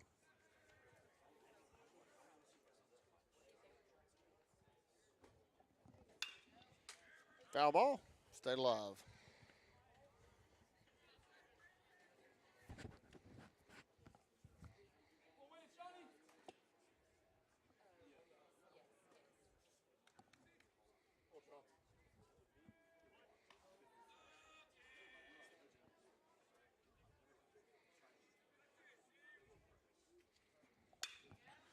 Another foul ball. Pumping strikes. You know what I'd like to see right here? That curveball. Yeah. First base is open. Yeah, No but reason. he's been working more on that cutter and the slider than he is the curveball. I think that's what they've kind of settled him into when he came back and with his arm slot. So There's the curveball. Got him. George, what I tell you? Every time it's automatic.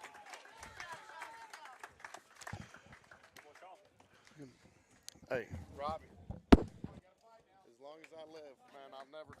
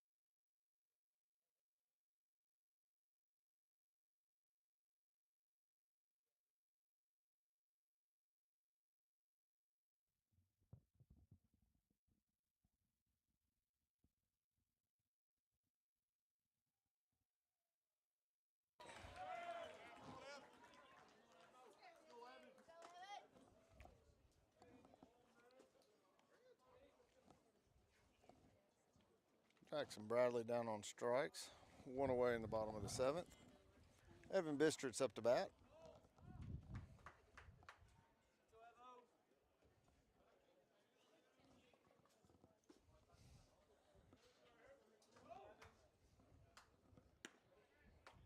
Called strike.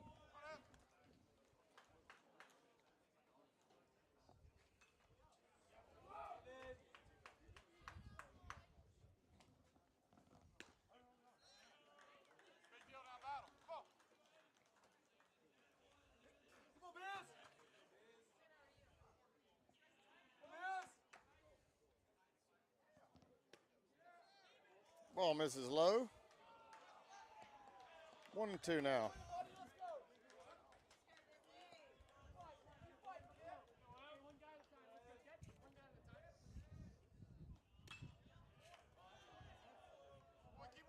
Ball misses in. 2-2 now to Evan Bistritz.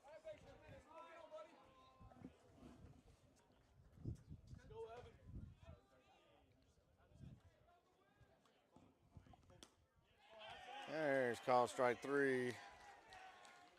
Weren't going to swing there, I don't guess.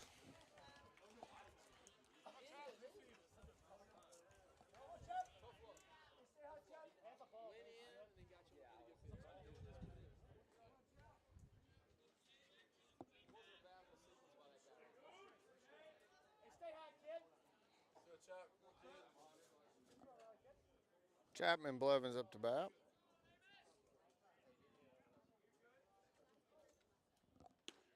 Called strike 1.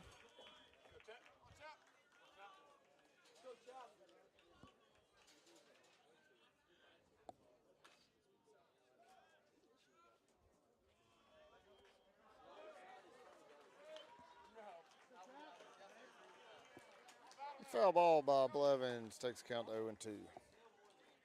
2 away, Coleman Gray on deck.